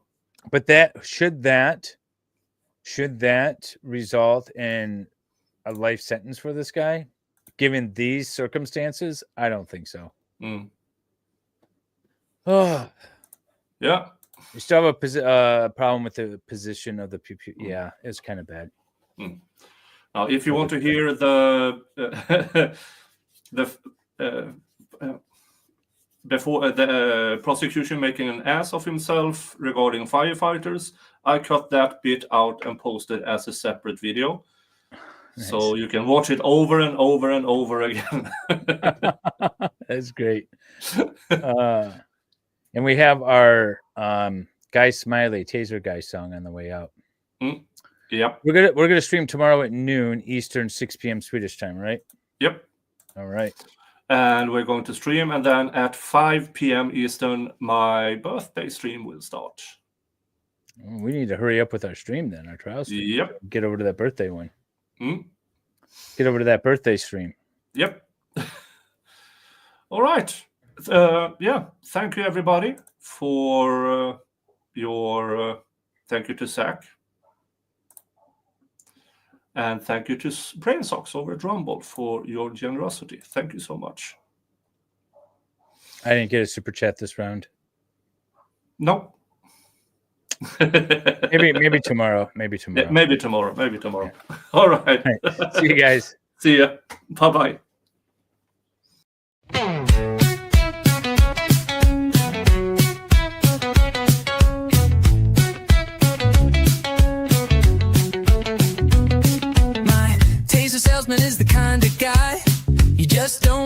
around with. I see him passing by with his top hat on and his purple coat of velvet.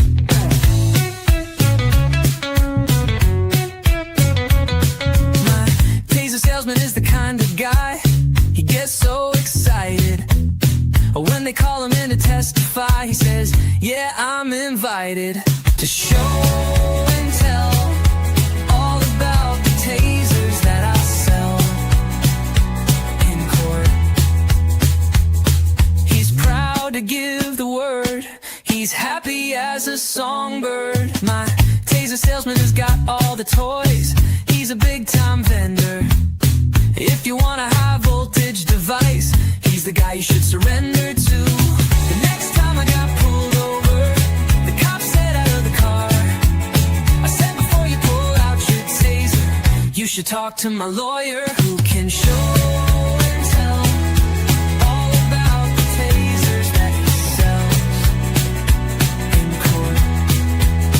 He's proud to give the word, he's happy as a songbird.